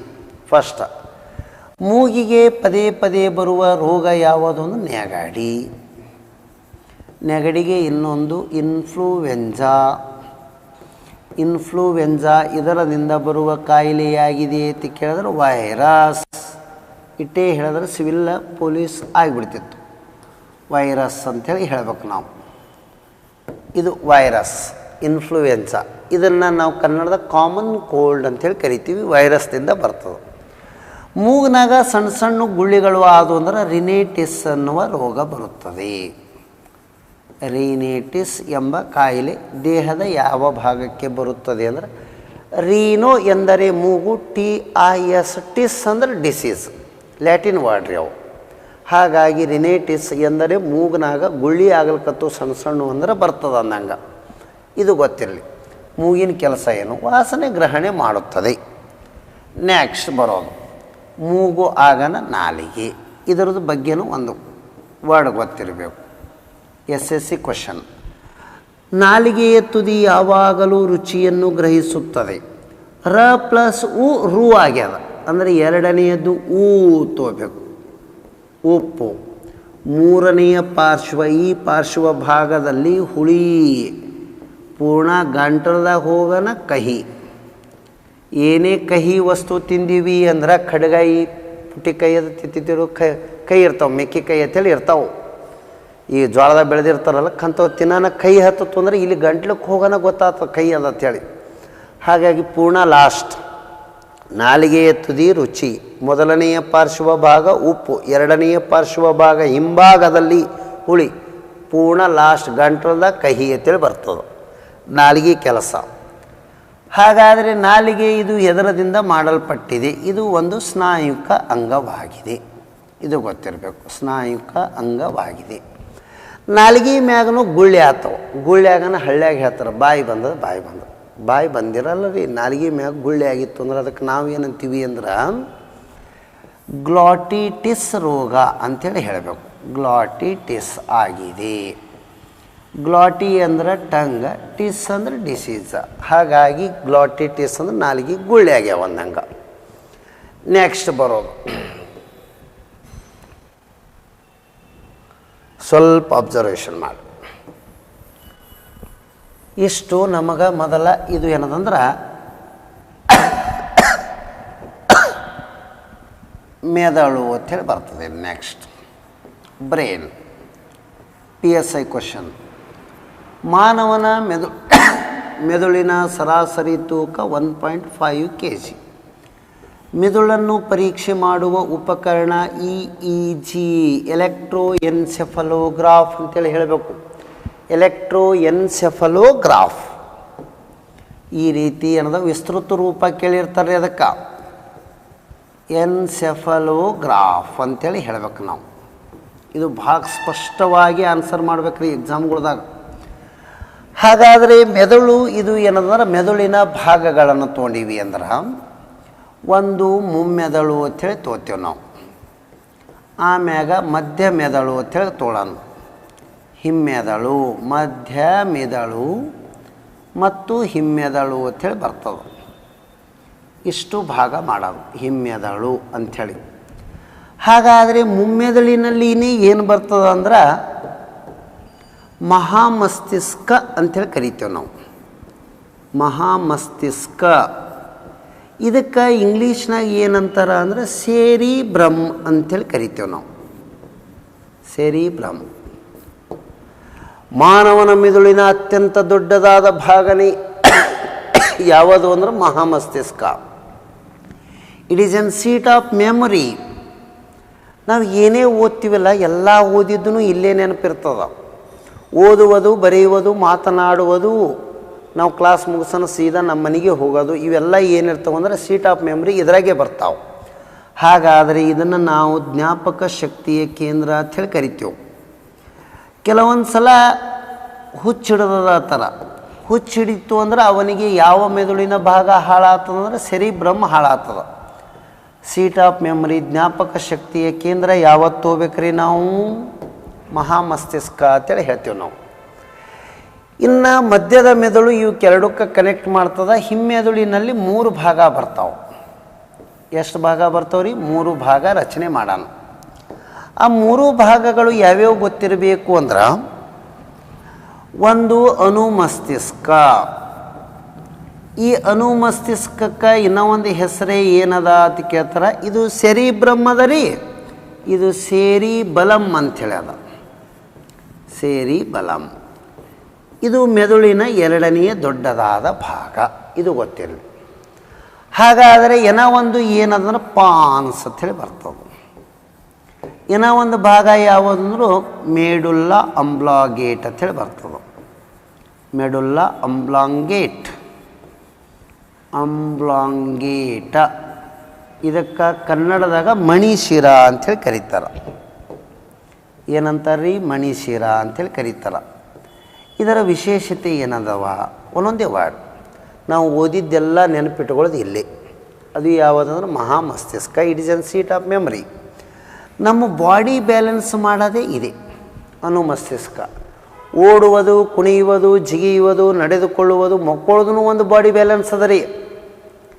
ಹಾಗಾದರೆ ನಮಗೆ ಇದು ಕರೆಕ್ಟ್ ಕೆಲಸ ಮಾಡಿದ್ರೆ ಜೋಲೋಗಿ ಬಿದ್ದೇ ಬಿಡ್ತೇವೆ ನಾವು. ಹಾಗಾಗಿ ಇದು ಏನಂದ್ರೆ ದೇಹದ ಸಮತೋಲನ ಕಾಪಾಡುತ್ತದೆ. ಯಾವುದು ಅನುಮಸ್ತಿಷ್ಕ ಸಮತೋಲನ ಕಾಪಾಡುತ್ತದೆ. ಪಾನ್ಸ್ ಮುಖದ ಭಾವನೆಗಳನ್ನು ಚೇಂಜ್ ಮಾಡ್ತದೆ. ಏನು, ನಗಕರ ಮುಖದ ಫೇಸಿಯಲ್ ಇನ್ಸ್ಟ್ರಕ್ಷನ್ಸ್ ಚೇಂಜ್ ಆಗ್ತಾವ. ಒಂಥರ ಖುಷಿ ಇರ್ತಾನ. ಸಿಟ್ಟಿಗೆ ಬಂತಂದ್ರೆ ಒಂದು ಬೇರೆ, ದುಃಖದಾಗ ಬೇರೆ, ಅಳುವತ್ತಿಗೆ ಬೇರೆ, ಉಪ್ಪಿನಕಾಯಿ ತಿನ್ನುವತ್ತಿಗೆ ಮುಖಾನೇ ಬೇರೆ. ಉಪ್ಪಿನಕಾಯಿ ತಿನ್ನುವತ್ತಿಗೆ ಒಂದು ಫೋಟೋ ತೊಗೋಬೇಕು, ಭಾಳ ಚಂದ ಕಾಣಿಸ್ತೀವಿ ನಾವು. ಅಂದ್ರೆ ಅವಾಗ ಆ ಮುಖದ ಭಾವನೆಗಳು ಎಕ್ಸ್ಪ್ರೆಷನ್ಸ್ ಚೇಂಜ್ ಆಗ್ತಾವಲ್ಲ ಸಿಚುವೇಶನ್ಸ್ದಾಗ, ಅದು ಪಾನ್ಸ್ ಕಂಟ್ರೋಲ್ ಮಾಡೋದು. ಅಂದ್ರೆ ಮುಖದ ಭಾವನೆ ಎಕ್ಸ್ಪ್ರೆಷನ್ಸ್ ಎಲ್ಲ ಯಾವಾಗ ಚೇಂಜ್ ಮಾಡ್ತದೆ ರೀ, ಪಾನ್ಸ್. ಇದು ನೋಡಿ ಭಾಳ ಇಂಪಾರ್ಟೆಂಟ್. UPSCಗೆ 2 ಸಲ ಬಂದದ. ಅನೈಚ್ಛಿಕ ಚಟುವಟಿಕೆಗಳು, uncontrolled activities in human body. ನಮ್ಮ ಶರೀರದಲ್ಲಿರುವಂಥ ಅನೈಚ್ಛಿಕ ಚಟುವಟಿಕೆಗಳನ್ನು ಅದು ಕಂಟ್ರೋಲ್ ಮಾಡ್ಕೊತದ. ಹಾರ್ಟ್ ಬಡ್ಕೊಳ್ಳೋದು ಒಟ್ಟ ನಿಲ್ಲಲ್ಲ. ಹಾಗಾದರೆ ಅದು ನಿಂದಿರಲಾರ್ದಾಗ ನೋಡ್ಕೊಳ್ಳೋದೇ ಮೆಡುಲ್ಲಾ ಆಂಬ್ಲಾಂಗೇಟ್. ಕಿಡ್ನಿ ಕೆಲಸ ಮಾಡೋದು, ನಿರಂತರವಾಗಿ ಕೆಲಸ ಮಾಡ್ತದೆ, ಅದನ್ನು ನೋಡ್ಕೊಳ್ಳೋದು ಅದೇ. ನಮಗೆ ತಿನ್ನುವತ್ತಿಗೆ ಬಾಯಾಗಿ ಏನಾರೇ ಹಾಕಿದ್ರೆ ನುಂಗಬೇಕು ಅನ್ನಿಸ್ತದಲ್ಲ, ಅದನ್ನು ಅದೇ ನೋಡ್ಕೊತದ. ಆಹಾರ ನುಂಗುವುದು, ಹೊಟ್ಟೆ ಒಳಗೆ ನಮ್ಮಲ್ಲಿ ಫುಡ್ ಪಾಯ್ಸನ್ ಆಗಿ ರಿಟರ್ನ್ ಬತ್ತು ಅಂದ್ರೆ ವಾಮಿಟಿಂಗ್ ಮಾಡ್ಕೊಳ್ಳೋದು ಅಥವಾ ವಾಂತಿ ಮಾಡಿಕೊಳ್ಳುವುದು ಅದೇ ನೋಡ್ಕೊತದ. ಇದೇ IAS ಕೇಳಿದ್ದು. ಆಹಾರ ನುಂಗುವುದು ಅಥವಾ ಆಹಾರ ವಾಂತಿ ಮಾಡಿಕೊಳ್ಳುವುದನ್ನು ಮೆದುಳಿನ ಯಾವ ಭಾಗ, ಮೆಡುಲ್ಲಾ ಆಂಬ್ಲಾಂಗೇಟ್ ಮಣಿಸಿರ ನೋಡಿಕೊಳ್ಳುತ್ತದೆ. ಊಟ ಮಾಡೋಣ ಡೈಜೆಷನ್ ಆಗೋದು ಅದೇ ನೋಡ್ಕೋತದ. ಅಂದ್ರೆ ಕಂಟ್ರೋಲ್ಡ್ ಆ್ಯಕ್ಟಿವಿಟೀಸ್, ಅನೈಚ್ಛಿಕ ಚಟುವಟಿಕೆಗಳು ಇದ್ರ ಕೆಲಸ. ಅದು ಇದು ನಮಗೆ ಇದು ಮೊದಲು ಫಸ್ಟವಾಗಿ ಗೊತ್ತಿರಬೇಕು ಅನ್ನಂಗಿಷ್ಟು. ಇನ್ನು ನೆಕ್ಸ್ಟ್ ಇಲ್ಲಿ ನೋಡಿ, ಸ್ವಲ್ಪ ಅಬ್ಸರ್ವೇಷನ್ ಮಾಡಿರಿ.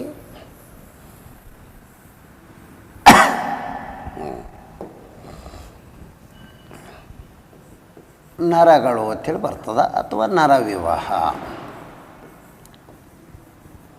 ನರಗಳು ಎದರದಿಂದ ಮಾಡಲ್ಪಟ್ಟಿವೆ ಅಂತ ಕೇಳಿದ್ರು ಅಂದ್ರೆ, ಈ ನರಗಳು ನ್ಯೂರಾನ್ದಿಂದ ಮಾಡಲ್ಪಟ್ಟಿವೆ. ಇಷ್ಟೇ ಕಾನ್ಸ್ಟೇಬಲ್ ಪರೀಕ್ಷೆಗೆ ಕೇಳಿದ್ದು ಕ್ವಶನ್, ನ್ಯೂರಾನ್.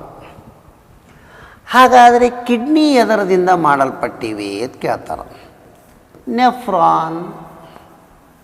ಇಷ್ಟೇ ವ್ಯತ್ಯಾಸಗಳು. ಇದು ನ್ಯೂರಾನ್, ಇದು ನೆಫ್ರಾನ್ ಅಂಥೇಳಿ 2 ವರ್ಡ್ಗಳು ಕರೆಕ್ಟ್ ಗೊತ್ತಿರಬೇಕು. ಹಾಗಾದರೆ ಇಲ್ಲೊಂದು ವರ್ಡ್ ಗೊತ್ತಿರಬೇಕು ನಮಗೆ, ಜೀವಕೋಶ, ಸೆಲ್ಸ್ ಅಂಥೇಳಿ ವರ್ಡ್ ಬರ್ತದೆ.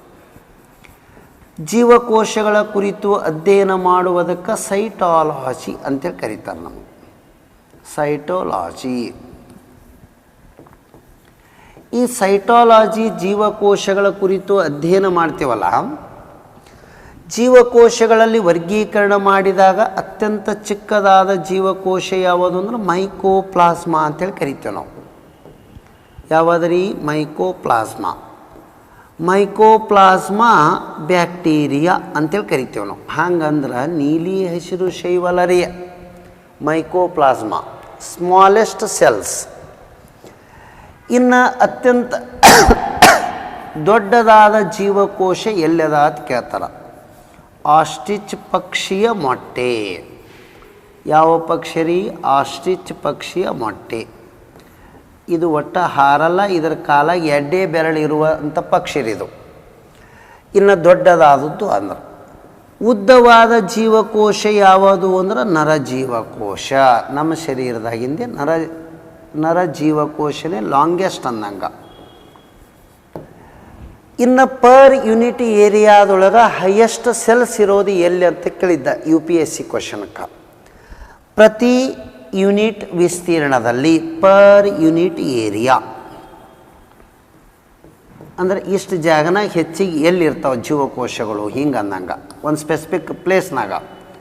ಹಾಗಾದರೆ ಪರ್ ಯೂನಿಟ್ ಏರಿಯಾದೊಳಗೆ ಅತಿ ಹೆಚ್ಚು ಜೀವಕೋಶ ಎಲ್ಲಿ ಅದಾವ ಅಂತ ಕೇಳಿದ್ರೆ ಇದೇ ರೀ ನರಕೋಶ ಅಂಥೇಳಿ ಹೇಳ್ಬೇಕು ನಾವು. ಇದರಾಗೆ ಪರ್ ಯೂನಿಟ್ ಏರಿಯಾದೊಳಗೆ ಹೈಯೆಸ್ಟ್ ಸೆಲ್ಸ್ ಅದಾವೆ. ಇನ್ನು ಯಾವ ಜೀವಕೋಶ ಜನನದ ಆಫ್ಟರ್ ಬರ್ತ್ ಜನಿಸಿದ ನಂತರ ಒಟ್ಟ ವಿಭಜನೆ ಆಗಲ್ಲ ಅಂತ ಕೇಳ್ತಾರೆ. ಹಾಗಾದರೆ ಕೋಶ ವಿಭಜನೆ ಆಗಲಾರದ್ದು ಯಾವುದು ಅಂದ್ರೆ ಇದೇ ನರ ಜೀವಕೋಶಗಳು ಒಟ್ಟ ವಿಭಜನೆ ಆಗಲ್ಲ. ಜನಿಸಿದ ಮಗು ಜನನದ ನಂತರ ಕೋಶ ವಿಭಜನೆಯ ರಚನೆ ಇದರಲ್ಲಿ ಕಂಡು ಬರುವುದಿಲ್ಲ. ನರ ಜೀವಕೋಶಗಳದಾಗ ಒಟ್ಟ ಕೋಶ ಸೆಲ್ಸ್ ಡಿವೈಡೇ ಆಗಲ್ಲ ರೀ. ಇದು ನಾವು ಸ್ಪಷ್ಟವಾಗಿ ಹೇಳಬೇಕು. ಇನ್ನು ಕಿಡ್ನಿಯ ತಂದಾಕ್ರೆ ಕಿಡ್ನಿ ಮ್ಯಾಗ 2 ಕ್ವಶನ್ ಗೊತ್ತಿರಬೇಕು. ಕಿಡ್ನಿದೊಳಗೆ ಸ್ಟೋನ್ಸ್ ಅಥವಾ ಅದಕ್ಕೆ ಕಿಡ್ನಿದೊಳಗೆ ಆಗಿರುವ ಕಿಡ್ನಿ ಸ್ಟೋನ್ಸಕ್ಕೆ ರಾಸಾಯನಿಕವಾಗಿ ಏನತ್ತರ KS 2005ದಾಗ ಕೇಳಿದ್ದ ಕ್ಯಾಲ್ಸಿಯಂ ಆಕ್ಸಾಲೇಟ್ ಅಂತ ಹೇಳಬೇಕು ನಾವು. ಕ್ಯಾಲ್ಸಿಯಂ ಆಕ್ಸಾಲೇಟ್ ಇದು ಸ್ಪಷ್ಟವಾಗಿ ಹೇಳಬೇಕು. Calcium oxalate. ಕಿಡ್ನಿಗಳು ವಿಫಲವಾದವು ಅಂದ್ರೆ ಅದಕ್ಕೆ ಕೃತಕವಾಗಿ ರಕ್ತ ಶೋಷಿಸುವಿಕೆಗೆ ಏನಂತೇರು ಅಂದರೆ ಡಯಾಲಿಸಸ್. ಇದು ಗೊತ್ತಿರಬೇಕು. ಡಯಾಲಿಸಸ್ ಯಾವ ತತ್ವದ ಮೇಲೆ ಕಾರ್ಯನಿರ್ವಹಿಸುತ್ತದೆ ಅಂದರೆ ಆಸ್ಮೋಸಿಸ್ ತತ್ವದ ಮೇಲೆ ಕಾರ್ಯನಿರ್ವಹಿಸುತ್ತದೆ. ಆಸ್ಮೋಸಿಸ್ ಎನ್ನುವುದು ಅಭಿಸರಣ ತತ್ವವಾಗಿರುತ್ತದೆ. ಹೆಚ್ಚು ಸಾಂದ್ರತೆಯಿಂದ ಅಣುಗಳು ಕಡಿಮೆ ಸಾಂದ್ರತದ ಕಡೆಗೆ ಚಲಿಸುವ ಕ್ರಿಯೆಗೆ ಅಭಿಸರಣ ಅಂತಾರೆ. High density to low density ಅಂತೀವಿ ನಾವು. ಇದಕ್ಕೆ ಅಭಿಸರಣ. 1 ಗ್ಲಾಸ್ ನೀರು ತೊಳೋದು, ಅದಕ್ಕೆ 1 ಡ್ರಾಪ್ ರಕ್ತ ಹಾಕೋದು, ಇಡೀ 1 ಗ್ಲಾಸ್ ರಕ್ತದ ಕೆಂಪು ಬಣ್ಣ ಕನ್ವರ್ಟ್ ಆಗಿಬಿಡ್ತದೆ. ಅದನ್ನು ಅಭಿಸರಣ ಅಂತೀವಿ ನಾವು. ಹಾಗಾದರೆ ಅಭಿಸರಣ ಅಥವಾ ಆಸ್ಮೋಸಿಸ್ ತತ್ವದ ಮೇಲೆ ಡಯಾಲಿಸಸ್ ಅಂದ್ರೆ ಕೃತಕವಾಗಿ ಅಂದ್ರೆ ಈ ಕಿಡ್ನಿ ಫೇಲ್ ಆದವು ಅಂದ್ರೆ ಅಲ್ಲಿ ಏನಂದ್ರೆ ಕೃತಕವಾಗಿ ರಕ್ತದ ಸೋಸುವಿಕೆ ಮಾಡಲಿಕ್ಕೆ ಡಯಾಲಿಸಸ್ ಅಳವಡಿಸ್ತಾರೆ. ಡಯಾಲಿಸಸ್ ಪದ ಎದಕ್ಕೆ ಸಂಬಂಧದ ಕಿಡ್ನಿದೊಳಗೆ ಏನಿರ್ತದೆ ನೆಫ್ರಾನ್ಗಳಿರ್ತಾವ. ಹಾಗಾದರೆ ಕ್ಯಾಲ್ಸಿಯಂ ಆಕ್ಸಾಲೇಟ್ ಕಿಡ್ನಿದೊಳಗಿರುವ ಸ್ಟೋನ್ಸ್ಗಳದಾವ. ಇದು ಹೇಳ್ತೇವೆ ನಾವು. ಇಷ್ಟು ಕರೆಕ್ಟ್ ಗೊತ್ತಿರಬೇಕು. ನೆಕ್ಸ್ಟ್ ಬರೋದೇನು, ಕಿಡ್ನಿ ಆದ ಬಳಿಕ ಹಾರ್ಟ್, ಹೃದಯ. ಮಾನವನ ಹೃದಯ ಸರಿಸುಮಾರು ಎಷ್ಟು ಗ್ರಾಮ್ ತೂಕ ಹೊಂದಿದೆ ಅಂದರೆ ಒಂದು 300ರಿಂದ 350 ಗ್ರಾಮ್ ಅದ. ಇದಕ್ಕೆ ಎಕ್ಸಾಕ್ಟ್ ಹೇಳಕ್ಕೆ ಬರಲ್ಲ ರೀ. ಒಬ್ಬರು ದೊಡ್ಡ ಹಾರ್ಟ್ ಇರ್ತದೆ, ಒಬ್ಬರು ಸಣ್ಣದಿರ್ತದೆ. ಹಾಗಾಗಿ ಹಾರ್ಟಿನ ತೂಕ ವೇರಿಯೇಷನ್ ಆಗ್ತವೆ. ಎಕ್ಸಾಕ್ಟೇ ಅಂತ ಹೇಳಕ್ಕೆ ಬರಲ್ಲ. SSC ಒಂದು ಕ್ವಶನ್ ಕೇಳಿದ್ದ average weight of the heart ಅಥವಾ ಮಾನವನ ಹೃದಯದ ಸರಾಸರಿ ತೂಕ ಸುಮಾರು 350 ಗ್ರಾಮ್. ಇಟ್ಟು ಹೇಳ್ಬೇಕು ಫಸ್ಟ್. ಇನ್ನು ಮಾನವನ ಹೃದಯ ಏನದಂದ್ರೆ ಹೃದಯದ ಕುರಿತು ಅಧ್ಯಯನ ಮಾಡುವುದಕ್ಕೆ ಏನರೇ ಅನ್ನಬೇಕು ಅಂದ್ರೆ ಕಾರ್ಡಿಯೋಲಾಜಿ ಅನ್ನಬೇಕು. ಇವು ಭಾಳ ಬೇಸಿಕ್ ಕ್ವಶನ್ಸ್ ರೀ, ಇಂಥವೇ ಇರ್ತವೆ ಎಕ್ಸಾಮ್ಗಳದಾಗ. ಹಾಗಾದರೆ ಹೃದಯದ ಎಷ್ಟು ಕೋಣೆಗಳನ್ನು ಒಳಗೊಂಡಿದೆ? 4 ಕೋಣೆ ಒಳಗೊಂಡಿದೆ. ಇದು ಹೇಳಬೇಕು. ಎಷ್ಟು ಕೋಣೆಗಳು ಅದೊಂದು 4. ಮಾನವನ ಹೃದಯದಲ್ಲಿ ರಕ್ತದ ಸಾಗಾಣಿಕೆ ಹಂತಗಳು ಅನುಕ್ರಮವಾಗಿ ಕೆಳನು RA RV LA LV ಅಂತ ಹೇಳಬೇಕು ನಾವು. LA LV UPSC question. Right auricle, right ventricle, sorry RA RV LA LV LA LV ಹಿಂಗೆ ಹೇಳ್ಬೇಕು. Right auricle, right ventricle, left auricle, left ಏನದಂದ್ರೆ ವೆಂಟ್ರಿಕಲ್ LV ಅಂತೇಳಿ ತೊಗೋಬೇಕು. ಹಾಗಾಗಿ right auricle, right ventricle, left auricle, left ventricle. ಇದು serial ಸೂತ್ರ ನೆನಪಲ್ಲಿ. ಹೃದಯದೊಳಗೆ ರಕ್ತದ ಸಾಗಾಣಿಕೆ ನಡೆಯುವುದು ಒಂದಂಗ. ಇದು ಕರೆಕ್ಟ್ಗಾಗಿ ಗೊತ್ತಿರಬೇಕು. ಇನ್ನು ಮಾನವನ ಹೃದಯದಲ್ಲಿ ಒಂದು ಹೃದಯದ ಬಡಿತ ಎಂದರೆ 2 ಸೌಂಡ್ ಬರ್ತದೆ. ಒಂದು ಲಬ್ ಮತ್ತೊಂದು ಡಬ್. ಈ ಲಬ್ ಡಬ್ 2 ಸೌಂಡ್ಗಳ ನಡಬರಕ್ಕೆ 0.8 ಸೆಕೆಂಡ್ ಗ್ಯಾಪ್ ಅದ ರೀ. ಹಾಗಾದರೆ ಲಬ್ ಎಂದು ಅಂದಾಗ ಎಷ್ಟು ಇರ್ತದೆ ಬ್ಲಡ್ ಪ್ರೆಷರ್ ಅಂದ್ರೆ ಹೃದಯದ ಮ್ಯಾಗ ಎಷ್ಟು ಪ್ರೆಷರ್ ಆಗ್ತಿರ್ತಂದ್ರೆ 120 ಇರ್ತದೆ. ಡಬ್ ಅಂದಾಕ್ರೆ ಎಷ್ಟು ಇರ್ತದಂದ್ರೆ 80 ಇರ್ತದೆ. ಎದ್ರಾಗ ಹೇಳಬೇಕಂದ್ರೆ mmHg ಪರ್ ಡೆಸಿಲೀಟರ್. ಇದು UPSC ಕೇಳ್ಯಾರ. ಪರ್ ಡೆಸಿಲೀಟರ್ದಾಗ ಹೇಳಬೇಕು. ಹಾಗಾದರೆ ಮಾನವನ ರಕ್ತದ ಒತ್ತಡ ಎಷ್ಟು? BP ಅಂತಾರೆ ಇದಕ್ಕೆ. BP ಅಂದ್ರೆ ಬ್ಲಡ್ ಪ್ರೆಷರ್ 120 ಮ್ಯಾಗಿರಬೇಕು, 80 ಕೆಳಗಿರಬೇಕು. ಮ್ಯಾಗ 120 ಅಂದ್ರೆ ಲಬ್ ಅನ್ನಬೇಕು, 80 ಅಂದರೆ ಡಬ್ ಅನ್ನಬೇಕು. ಹಾಗಾದರೆ ಲಬ್ ಅಂದಕ್ರ ನಾವು ಇಂಗ್ಲೀಷ್ನಾಗ ವರ್ಡ್ ಏನಂತೀವಿ ಅಂದ್ರೆ 120 ಇದ್ದಕ್ರ ಏನಾಗ್ತದ ಮತ್ತು ಬರೀ 80 ಇದ್ದಕ್ರ. ಹಾಗಾಗಿ ಅಂದ್ರೆ ಸಿಸ್ಟಾಲಿಕ್ ಡಯಾಸ್ಟೋಲಿಕ್ ಅಂಥೇಳಿ ವರ್ಡ್ ಅಂತೀವಿ ನಾವು. ಹಾಗಾದರೆ 120 ಇದ್ದಕ್ರ ಇವು ಏನದಂದ್ರೆ ನೋಡಿರಿ, ಲಬ್ ಡಬ್, ಸಿಸ್ಟೋಲ, ಡಯಾಸ್ಟೋಲ್. ಇಂಡಿವಿಜುವಲ್ನು ಎಕ್ಸಾಮ್ದಾಗ ಕೇಳ್ತಾನೆ. ಮಾನವನ ಹೃದಯದ ಡಯಾಸ್ಟೋಲ್ ಪ್ರೆಷರ್ ಎಷ್ಟು? 80. ಸಿಸ್ಟೋಲ್ದಾಗ ಎಷ್ಟು? 120. ಹಾಗಾದರೆ ಇವು ಎರಡು ಒಂದು 120 ಡಿವೈಡೆಡ್ ಬೈ 80ನೇ ಹೇಳಬೇಕು. BP ಅಂದಕ್ರ ಅಲ್ಲಿ ಎಕ್ಸಾಮ್ದಾಗ ಹಿಂಗೆ ಕೊಟ್ಟಿರ್ತಾನೆ, 120 divide by 80 mmHg per decilitre ಅಂತ ಹೇಳ್ಬೇಕು. ಅಂದರೆ ಎರಡು ನಡ್ಬರ್ಕ ಎಷ್ಟು ರೆಸ್ಟ್ ಇರ್ತದೆ ಹಾರ್ಟಿಗೆ? 0.8. ಮಾನವನ ಶರೀರದಲ್ಲಿ ಅವಿಶ್ರಾಂತ 2 ಅಂಗಗಳು ಯಾವುವು ಅಂದ್ರೆ ಒಂದು ಹಾರ್ಟ್ ಅದ, ಹೃದಯ. ಏನೋ ಒಂದು ಯಾವುದಂದ್ರೆ ಕಿಡ್ನಿನೂ ರೆಸ್ಟ್ ತೊಗೊಳಲ್ಲ ಒಟ್ಟ. ಕೊನೆ ತನಕ ಇವೆರಡು ಕೆಲಸ ಮಾಡ್ತವೆ. ಇವೆರಡು ಎಂದು ನಿಂತಿರ್ತಾವೆ ಅವತ್ತು ಏನು ಅವನ ಕೊನೆ ಅಂದಂಗೆ. ಇದರ ಅರ್ಥ ಏನಂದ್ರೆ ಅವಿಶ್ರಾಂತ ಪಾರ್ಟ್ಗಳು ಅಥವಾ ಅಂಗಗಳು ಯಾವ್ಯಾವು? ಹೃದಯ ಮತ್ತು ಕಿಡ್ನಿ ಅಂದಂಗೆ. ಹೃದಯಘಾತಕ್ಕೆ ಕಾರಣವೇನು ಅಂತ ಕೇಳಿದ್ರೆ ಹೃದಯದಲ್ಲಿ ಸಂಗ್ರಹಣೆವಾಗಿರುವ ಕೊಲೆಸ್ಟ್ರಾಲ್ ಅನ್ನಬೇಕು. ಏನು ಹೇಳ್ಬೇಕ್ರಿ ನಾವು? ಕೊಲೆಸ್ಟ್ರಾಲ್ ಇದು ಏನು? ಕೊಬ್ಬು, ಫ್ಯಾಟ್, ಇದು ಹೇಳಬೇಕು. ಹಾರ್ಟ್ ಆಫ್ ದಿ ಹಾರ್ಟ್ ಅಂತೇಳಿ ಬರ್ತವೆ. ಅದಕ್ಕೆ ಹಾರ್ಟ್ ಆಫ್ ದಿ ಹಾರ್ಟ್ ಹೃದಯದಲ್ಲಿನ ಹೃದಯ ಅಂದರೆ SA ನೋಡ್ ಅಂತೇಳಿ ಕರೀತಾರೆ, ಸಿನೋ ಆರಿಕಲ್ ನೋಡ್. ಇದಕ್ಕೆ ಇನ್ನೊಂದು ಹೆಸರು ಪೀಸ್ ಮೇಕರ್ ಅಂತಲೂ ಕರೀತಾರೆ. ಪೀಸ್ ಮೇಕರ್ಗೆ ಇನ್ನೊಂದು ಹೆಸರು ಏನಂದ್ರೆ ಹೃದಯದಲ್ಲಿನ ಹೃದಯ, ಹಾರ್ಟ್ ಆಫ್ ದಿ ಹಾರ್ಟ್. ಯಾವ ವ್ಯಕ್ತಿಯೊಬ್ಬನು ಹೃದಯದ ತೊಂದರೆಯಿಂದ ಮರಣ ಹೊಂದುತ್ತಾನೆಯೋ ಅದಕ್ಕೆ ಎಕ್ಸಾಮ್ದಾಗ ಕೇಳ್ಯಾನ ಏನಂತೇಳಿ ಕರಿಬೇಕಂದ್ರೆ ಜೈವಿಕ ಮರಣ. ಹೃದಯದ ತೊಂದರೆಯಿಂದ ಮರಣ ಹೊಂದಿದರೆ ಆ ಮರಣವನ್ನು ವೈದ್ಯಕೀಯದೊಳಗೆ ಬಯೋಲಾಜಿಕಲ್ ಡೆತ್ ಎಂದು ಕರೆಯುತ್ತಾರೆ. ಬಯೋಲಾಜಿಕಲ್ ಡೆತ್, ವೈದ್ಯಕೀಯ ಮರಣ ಅನ್ನಬೇಕು. ಹೌದು, ಪೊಲೀಸ್ ಇಲಾಖೆದವರು ಎಲ್ಲರೇ ಆಕ್ಸಿಡೆಂಟ್ ಆದಾಗ ಅದು ಹಿಂಗಾದು ಅಂದ್ರೆ ಅಲ್ಲಿ ಮೃತದೇಹಗಳನ್ನು ಪೋಸ್ಟ್ ಮಾರ್ಟಮ್ಗೆ ಒಯ್ತಾರೆ. ಪೋಸ್ಟ್ ಮಾರ್ಟಮ್ಗೆ ಒಯ್ದು ಅಲ್ಲಿ ವೈದ್ಯರು ಮಾಡುವಂತಹ ಆ ಎಲ್ಲ ಅಧ್ಯಯನಗಳಿಗೆ ಏನತ್ತರ ಅಂತ ಕೇಳ್ತಾರೆ. ಮೃತದೇಹಗಳನ್ನು ವೈದ್ಯಕೀಯ ಪರೀಕ್ಷೆಗೆ ಒಳಪಡಿಸುವುದಕ್ಕೆ ಅಟಾಪ್ಸಿ ಅಂತಾರೆ. ಇದು SSC ಕ್ವಶನ್ ಕೇಳಿದ್ರು. ಇದು ಪೊಲೀಸ್ ಡಿಪಾರ್ಟ್ಮೆಂಟ್ಗೆ ಭಾಳ ಇಂಪಾರ್ಟೆಂಟ್ ನೋಡಿರಿ. ಅಟಾಪ್ಸಿ ಅಂತಾರೆ. ಮೃತದೇಹಗಳನ್ನು ವೈದ್ಯಕೀಯ ಪರೀಕ್ಷೆಗೆ ಒಳಪಡಿಸುವುದಕ್ಕೆ ಏನನ್ನಬೇಕು? ಅಟಾಪ್ಸಿ ಅಂತಾರೆ. ಇನ್ನು ಹೃದಯದ ಬಡಿತ ಎಷ್ಟು ಇರ್ತದ ಅಂತ ಕೇಳ್ತಾರೆ? 72 ಪರ್ ಮಿನಿಟ್ ಎವರೇಜ್ ಅಂದಂಗೆ, 72 ಪ್ರತಿ ನಿಮಿಷಕ್ಕೆ. ಹೃದಯದ ಬಡಿತ ಎದರದಿಂದ ಅಳತೆ ಮಾಡಬೇಕು ಅಂತ ಕೇಳ್ತಾರೆ. ಹೃದಯ ಬಡ್ಲಿಕ್ಕತ್ತದೋ ಇಲ್ಲೋ ಅಂಥೇಳಿ ನೋಡ್ಲಿಕ್ಕೆ ಸ್ಟೆಥೋಸ್ಕೋಪ್. ಈ ಸ್ಟೆಥೋಸ್ಕೋಪ್ ಯಾರು ಕಂಡುಹಿಡಿದ್ರು ಅಂದ್ರೆ ರೀನೇ ಲೆನೆಕ್ ಅನ್ನೋ ಕಂಡುಹಿಡ್ದಾನ. ಯಾರು ಕಂಡುಹಿಡ್ದಾರ್ರಿ? ರೀನೇ ಲೆನೆಕ್ ಅವ ಕಂಡುಹಿಡ್ದ. ಸ್ಟೆಥೋಸ್ಕೋಪ್ ಕಂಡು ಹಿಡಿದವರು ಯಾರು? ರೀನೇ ಲೆನೆಕ್ ಅಂಥೇಳಿ ಇವನ ಹೆಸರು ಹೇಳ್ಬೇಕು ತಾವು. ಇನ್ನು BP ಅಳೆಯುವ ಉಪಕರಣ ಯಾವುದು? ಸ್ಪಿಗ್ಮೋಮಾನೋಮೀಟರ್. ಈ ಸ್ಪಿಗ್ಮೋಮಾನೋಮೀಟರ್ ಎನ್ನುವುದು ಮಾನೋಮೀಟರ್. ಇದು ಏನಂದ್ರೆ BP ಅಪಾರ್ಟಸ್ ಅಂತೇಳಿ ಕರೀತಾರೆ. BP ಅಳೆಯುವುದು. ಈ ಸ್ಪಿ ಅನ್ನೋದು ತೆಗೆದುಬಿಟ್ಟೆವಂದ್ರೆ ಇದನ್ನೇ PDO ಕ್ವಶನ್ ಕೇಳಿದ್ದ.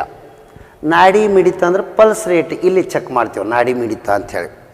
ಹಾಗಾದರೆ ಪಲ್ಸ್ ರೇಟ್ ಇದಕ್ಕೆ ಇಂಗ್ಲೀಷ್ ಕನ್ನಡದಾಗ ಏನಂತಾರೆ ಅಂದ್ರೆ ನಾಡಿ ಮಿಡಿತ ಅಂತಾರೆ.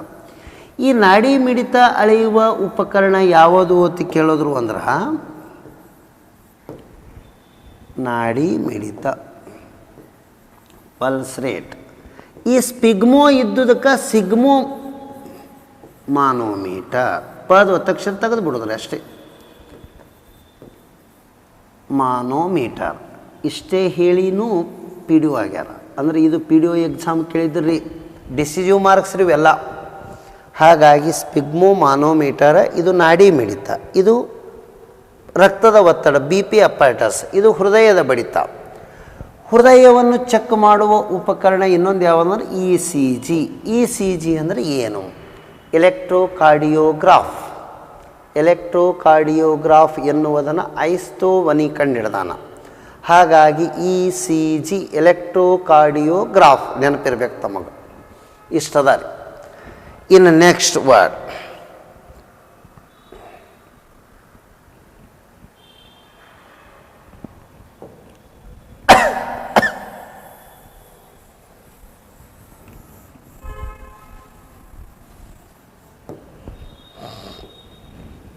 ಸ್ವಲ್ಪ ಅಬ್ಸರ್ವೇಷನ್ ಮಾಡ್ಬೇಕ್ರಿ. ರಕ್ತ. ರಕ್ತ ಇದು ಒಂದು ಏನು ಅಂದರೆ ಸಂಯೋಜಕ ಅಂಗಾಂಶ. ಸಂಯೋಜಕ ಅಂಗಾಂಶ. ಹಾಗಾದರೆ ರಕ್ತದ ಕುರಿತು ಅಧ್ಯಯನ ಮಾಡುವುದು ಹೆಮಟಾಲಜಿ. ಹೆಮಟಾಲಜಿ. ರಕ್ತದ ಪಿ ಎಚ್ ಮಟ್ಟ IAS ಕೇಳಿ ಅದನ್ನೇ PSI ಕೇಳ್ಯಾರ 7.4 pH. ರಕ್ತ ಇದು ಏನಾಗಿದೆ ಅಂದರೆ ದುರ್ಬಲವಾದ ಕ್ಷಾರೀಯವಾಗಿದೆ. ಡೈಲ್ಯೂಟೆಡ್ ಅಲ್ಕಲೈನ್, ಕ್ಷಾರೀಯವಾಗಿದೆ ಅಂತ ಹೇಳಬೇಕು. ಇನ್ನು ದೇಹದಲ್ಲಿ ರಕ್ತದ ಸಾಗಾಣಿಕೆ ಆತಲ್ಲ ಅದಕ್ಕೆ ಕೆಪಿಲರಿ ಆ್ಯಕ್ಷನ್ ಅಂತಾರೆ. ಕೆಪಿಲರಿ ಆ್ಯಕ್ಷನ್ ಅಥವಾ ಕೆಪಿಲಾರಿಟಿ ಅಂತೇಳಿ ಕರಿತೇವೆ ನಾವು ರಕ್ತದ ಸಾಗಾಣಿಕೆ ಆಗುವ ಕ್ರಿಯೆಗೆ ಕೆಪಿಲರಿ ಆ್ಯಕ್ಷನ್. ವಯಸ್ಕ ಮಾನವನ ದೇಹದಲ್ಲಿ ಎಷ್ಟು ಲೀಟರ್ ಬ್ಲಡ್ ಇರ್ತದೆ? 5 to 6 ಇರ್ತದೆ. 5 to 6 ಲೀಟರ್ ಬ್ಲಡ್ ಇರ್ತದೆ. ರಕ್ತದಲ್ಲಿ ಏನದಂದ್ರೆ ದಾನವಾಗಿ ಕೊಡುವ ರಕ್ತದ ಯಾವುದು ಅಂದರೆ O ನೆಗೆಟಿವ್, ವಿಶ್ವದಾನಿ ಅನ್ನಬೇಕು. AB ಪಾಸಿಟಿವ್, ವಿಶ್ವ ಸ್ವೀಕೃತಿ ಅಂತೇಳಿ ಕರಿಬೇಕು. ಇಷ್ಟಾಯಿತು. ರಕ್ತದ ಗುಂಪುಗಳು 4 ಅದಾವ. ಒಂದನೇದ್ದು ಅದಕ್ಕೆ ನಾವು ಏನನ್ನಬೇಕು ಅಂತ ಕೇಳಿದ್ರೆ ಪ್ಲಾಸ್ಮಾ ಸ್ಥಿತಿ ಅನ್ನಬೇಕು. ಅದರ ಘಟಕಗಳು, ರಕ್ತದ ಘಟಕಗಳು. 1 ಪ್ಲಾಸ್ಮಾ ಸ್ಥಿತಿ ಅನ್ನಬೇಕು. ಎರಡನೆಯದು ಕೆಂಪು ರಕ್ತ ಕಣ, ರೆಡ್ ಬ್ಲಡ್ ಸೆಲ್ಸ್ ಅನ್ನಬೇಕು. ಮೂರನೆಯದು ವೈಟ್ ಬ್ಲಡ್ ಸೆಲ್ಸ್, ಬಿಳಿ ರಕ್ತ ಕಣಗಳು ಅನ್ನಬೇಕು. ಒಂದು ಪ್ಲೇಟಲೇಟ್ಗಳು, ಕಿರುತಟ್ಟೆಗಳು ಅಂತೇಳಿ ಕರಿತೀವಿ. ಲೇಟ್ಸ್ ಅಂತೇಳಿ ಕರಿತೀವಿ, ಕಿರುತಟ್ಟೆಗಳು. ಹಾಗಾದರೆ ಪ್ಲಾಸ್ಮಾ ಇದು ಎದಕ್ಕೆ ಬೇಕು ಅಂದ್ರೆ ರಕ್ತ ಹೆಪ್ಪುಗಟ್ಟಲು ಬೇಕಾದ 2 ಮಾತ್ರಿಕೆಗಳು ಇದರಾಗೆ ಇರ್ತಾವೆ. ಆ 2 ಮಾತ್ರಿಕೆ ಅಂದರೆ ಹಿಂಗೆ ಜಾಳಿಗೆ ಇರ್ತಾವ್ರಿ ಇವು. ಈ ಜಾಳಿಗೆಗಳಿಗೆ ಏನು ಹೆಸರು ಕರೀತಾರಂದ್ರೆ ಈ 2 ಜಾಳಿಗೆಗಳು ಎದರ್ಲಿದಿಂದ ಮಾಡಿರ್ತಾರೆ? ಮಾತ್ರಿಕೆಗಳು. Matrix are made up of proteins. ಮಾತ್ರಿಕೆಗಳು ಪ್ರೋಟೀನದಿಂದ ಮಾಡಲ್ಪಟ್ಟಿರ್ತಾವೆ. ಬ್ಲಡ್ ಎಲ್ಲಿ ಬರ್ತಿರ್ತವೆ ಆ ಜಾಳಿಗೆ ಬಂದು ಕೂತ್ಬಿಡ್ತದೆ ಅದಕ್ಕೆ. ಹಾಗಾಗಿ ಏನಂದ್ರೆ ಇವು 2 ಜಾಳಿಗೆಗಳು ಎದರದಿಂದ ಮಾಡಲ್ಪಟ್ಟಿವೆ? ಪ್ರೋಟೀನದಿಂದ ಮಾಡಲ್ಪಟ್ಟಿವೆ. ಇದು ಸ್ಪಷ್ಟವಾಗಿ ಹೇಳಬೇಕು ನಾವು. ರಕ್ತ ಹೆಪ್ಪುಗಟ್ಟಲು 3 ವಿಚಾರಗಳು ಬೇಕು ಬ್ಲಡ್ ಕ್ಲಾಟಿಂಗ್ ಆಗಲಕ್ಕ.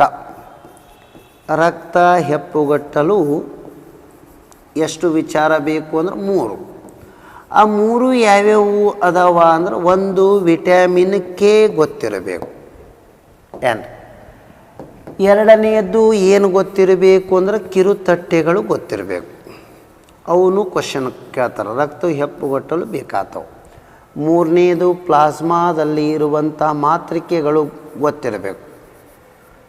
ಪ್ಲಾಸ್ಮಾ ಮಾತ್ರಿಕೆ ಇವಕ್ಕೆ ಮ್ಯಾಟ್ರಿಕ್ಸ್ ಅಂತೇಳಿ ಕರೀತಾರೆ. ಎದರದಿಂದ ಆಗ್ಯಾವ? ಪ್ರೋಟೀನದಿಂದ ಆಗ್ಯಾವ.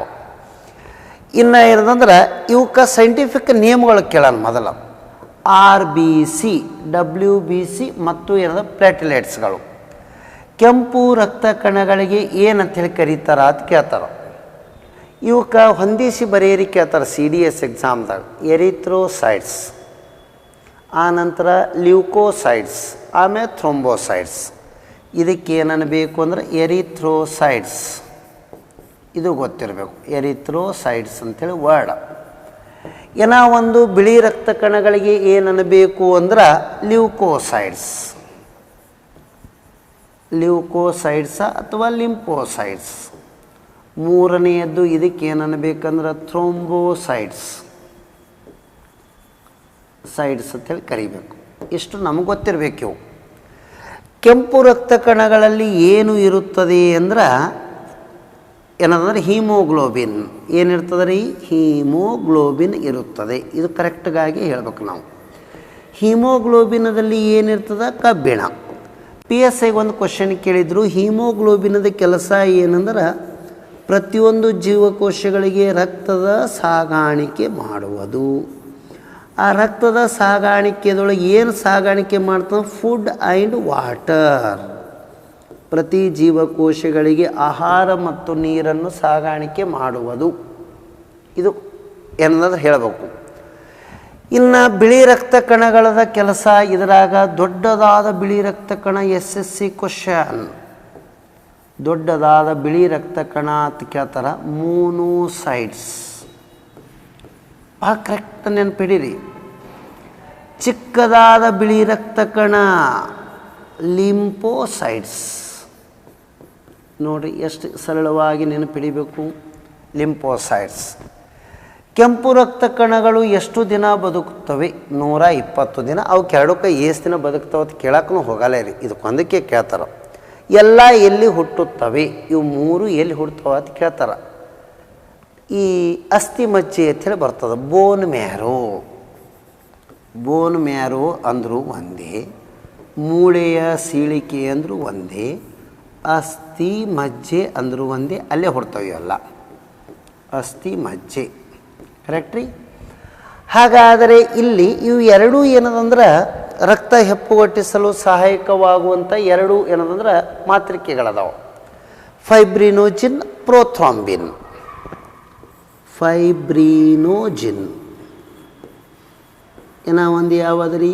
ಪ್ರೋಥ್ರಾಂಬಿನ್. ಥ್ರಾಂಬಿನ್ ಅಂಥೇಳಿ ಇವೆರಡು ಮಾತೃಕೆಗಳು ರಕ್ತ ಹೆಪ್ಪುಗಟ್ಟಲಿಕ್ಕೆ ಸಹಾಯ ಮಾಡ್ತಾವೆ. ಬಿಳಿ ರಕ್ತ ಕಣಗಳ ಕೆಂಪು ರಕ್ತ ಕಣಗಳ ಸಂಖ್ಯೆ ಕಡಿಮೆಯಾದರೆ ಅನೇಮಿಯಾ ಬರುತ್ತದೆ. ಅನೇಮಿಯಾ ಅಂದರೆ ಏನು? ರಕ್ತಹೀನತೆ. ಇದು ಗೊತ್ತಿರಲಿ. ಇವು ಕಮ್ಮಿ ಆದವು ಅಂದ್ರೆ ನೋಡಿ ಈ ಕಡೆ ಡೌನು ಬಣದ ಗುರುತ. ಇದಕ್ಕೆ ಅನೇಮಿಯಾ. ಅನೇಮಿಯಾ ಅಂದ್ರೆ ಬ್ಲಡ್ ಕೊರತೆ ಆತ. ಮೈಯ ಬ್ಲಡ್ಡೇ ಇಲ್ಲತ್ತಾರಲ್ಲ ಡಾಕ್ಟ್ರುಗಳು, ಅದು ರೀ.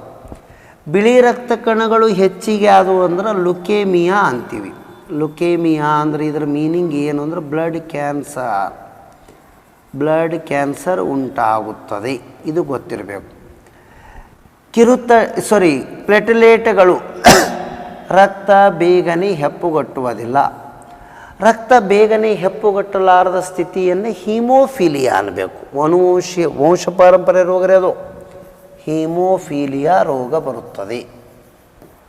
ಇಂಗ್ಲೆಂಡಿನ ರಾಣಿನೂ ಇತ್ತು, ರಷ್ಯಾದ ರಾಜ ಆಗಿತ್ತು. ಇದು ವಂಶ ಪಾರಂಪರ್ಯ ರೋಗ. ಒಂದು ಸಲ ಬ್ಲಡ್ ಬರ್ಲಿಕ್ಕಂತ ಕಂಟಿನ್ಯೂ ಬರ್ತಾ ಹೋಗ್ತದೆ, ಜಲ್ದಿ ಹೆಪ್ಪೆಗಟ್ಟಲ್ಲ. ಇದನ್ನು ಇಷ್ಟು ನಮಗೆ ಮೊದಲು ಗೊತ್ತಿರಬೇಕು ಅಂದಂಗೆ. ಎದರ ಬಗ್ಗೆ ರೀ? ಇದು ಬ್ಲಡ್ದ ಬಗ್ಗೆ. Next question.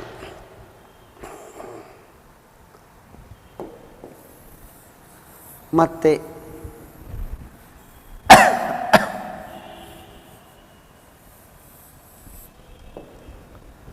ರಕ್ತನಾಳ, ಬ್ಲಡ್ ವೇನ್ಸ್ ಅಂತೇಳಿ ಬರ್ತವೆ. ರಕ್ತನಾಳಗಳು 3 ಟೈಪ್ ಅದಾವೆ. 3 ಟೈಪ್ ರಕ್ತನಾಳಗಳು ಯಾವ್ಯಾವ ಬರ್ತಾವೆ ಅಂದ್ರೆ, ಒಂದು ಅಪಧಮನಿ, 2 ಅಭಿಧಮನಿ, 3ನೇದ್ದು ಲೋಮನಾಳ. ಇವು 3 ಕರೆಕ್ಟ್ ಗೊತ್ತಿರಬೇಕು.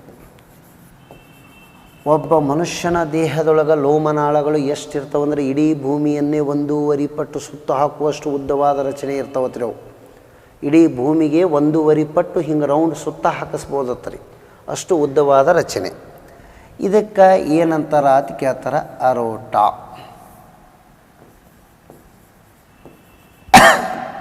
ಇವಕ್ಕೆ ಏನಂತಾರಂದ್ರೆ ವೇನ್ಸ್. ಇವಕ್ಕೆ ಏನಂತಾರಂದ್ರೆ ಕ್ಯಾಪಿಲರಿ.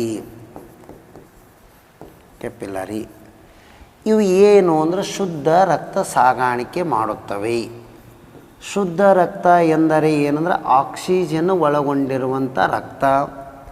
ಇವು ಎಂಥವು ಅಂದ್ರೆ ಅಶುದ್ಧ ರಕ್ತ ಸಾಗಾಣಿಕೆ ಮಾಡುತ್ತವೆ. ಅಂದ್ರೆ ಡಿಆಕ್ಸಿಜನರೇಟೆಡ್ ಬ್ಲಡ್.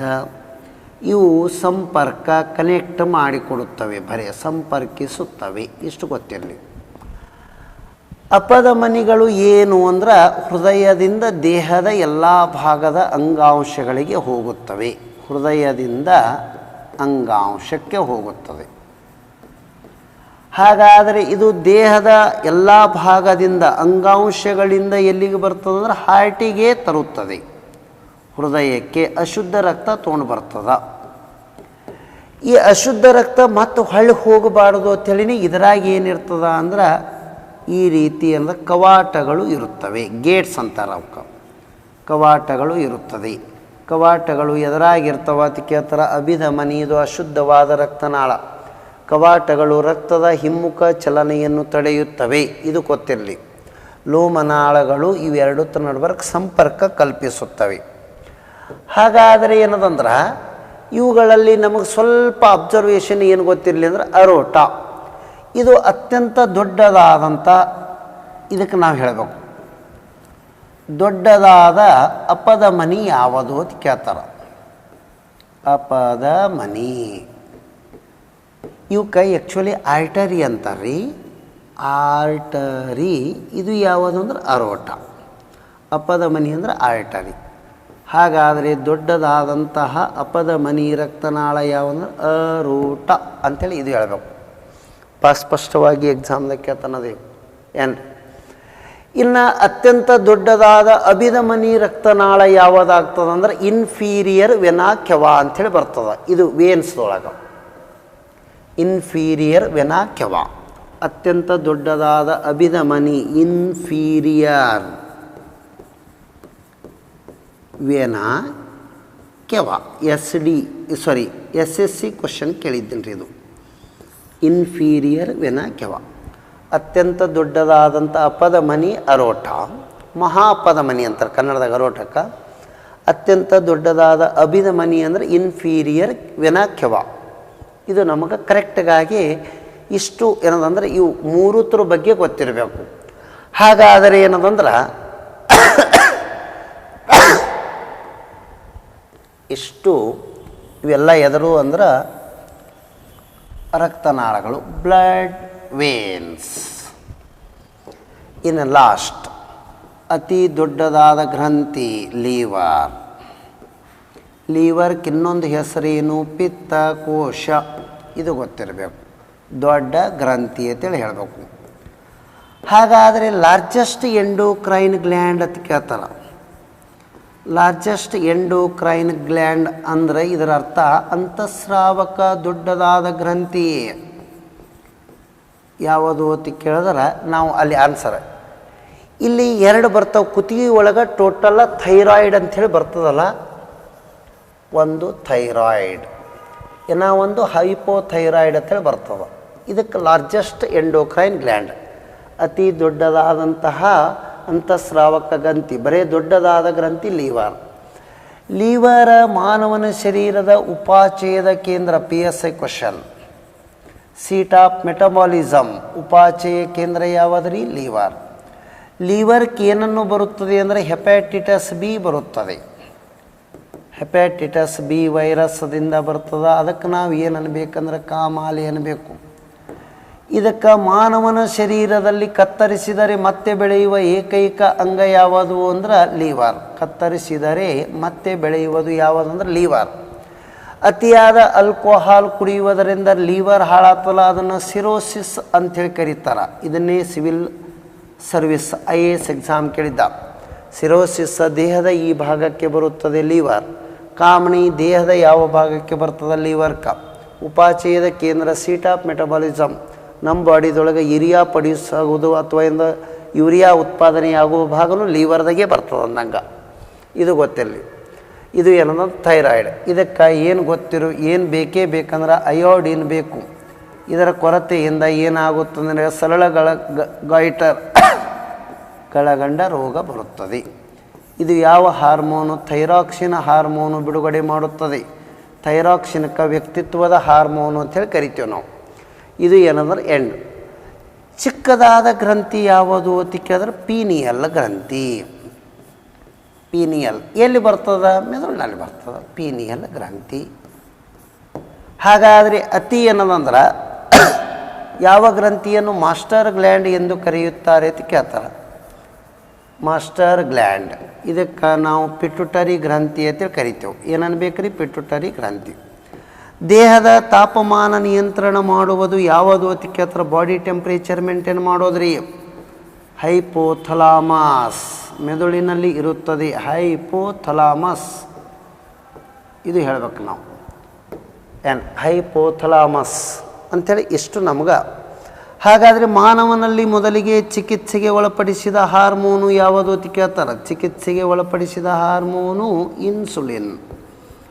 ಇನ್ಸುಲಿನ್ ಇದು ಎಲ್ಲಿ ಇರುತ್ತದೆ? ಮೇದೋಜೀರಕ ಗ್ರಂಥಿದೊಳಗೆ ಇರ್ತದೆ. ಮೇದೋಜೀರಕ it is an mixed gland. Insulin ಇದು ಪೆಪ್ಟೈಡ್ ಬಂಧಕ್ಕೆ ಒಳಪಟ್ಟ hormone. All hormones are made up of, ಎದರದಿಂದ ಮಾಡಲ್ಪಟ್ಟಿವೆ ಅಂತ ಕೇಳ್ತಾರೆ? ಪ್ರೋಟೀನ ಎದರದಿಂದ ಮಾಡಲ್ಪಟ್ಟಿದೆ? ನೈಟ್ರೋಜನ್ ಅಂಶ. ಹಾಗಾಗಿ ಅಂದ್ರೆ ಪ್ರೋಟೀನದಿಂದ ಮಾಡಲ್ಪಟ್ಟಿರ್ತವೆ ಇವೆಲ್ಲ. ಇದು ಏನದಂದ್ರೆ ಈ ರೀತಿ ನಾವು ಏನದಂದ್ರೆ ಒಂದು ಸಬ್ಜೆಕ್ಟ್ ಓದಲಿಕ್ಕೆ ಸ್ಟಾರ್ಟ್ ಮಾಡಿದ್ದೀವಿ ಅಂದ್ರೆ ಆ ಸಬ್ಜೆಕ್ಟ್ ಕೊನೆ ಆಗುವವರೆಗೂ ನಿಲ್ಲಲಾರ್ದಂಗೆ ಓದ್ಕೋಬೇಕು. ಇದು ಸ್ಪರ್ಧಾತ್ಮಕ ಪರೀಕ್ಷೆಗೆ ಈ ರೀತಿ ಓದಿದಾಗ ಯಶಸ್ಸು ನಮ್ಮ ಸಮೀಪದಲ್ಲಿ ಇರ್ತದೆ ಅನ್ನೋಕ್ಕಿಂತ ನಮ್ಮ ಕಿಸೆದಾಗ ಇರ್ತದೆ. ಎಲ್ಲರಿಗೂ ಧನ್ಯವಾದಗಳು.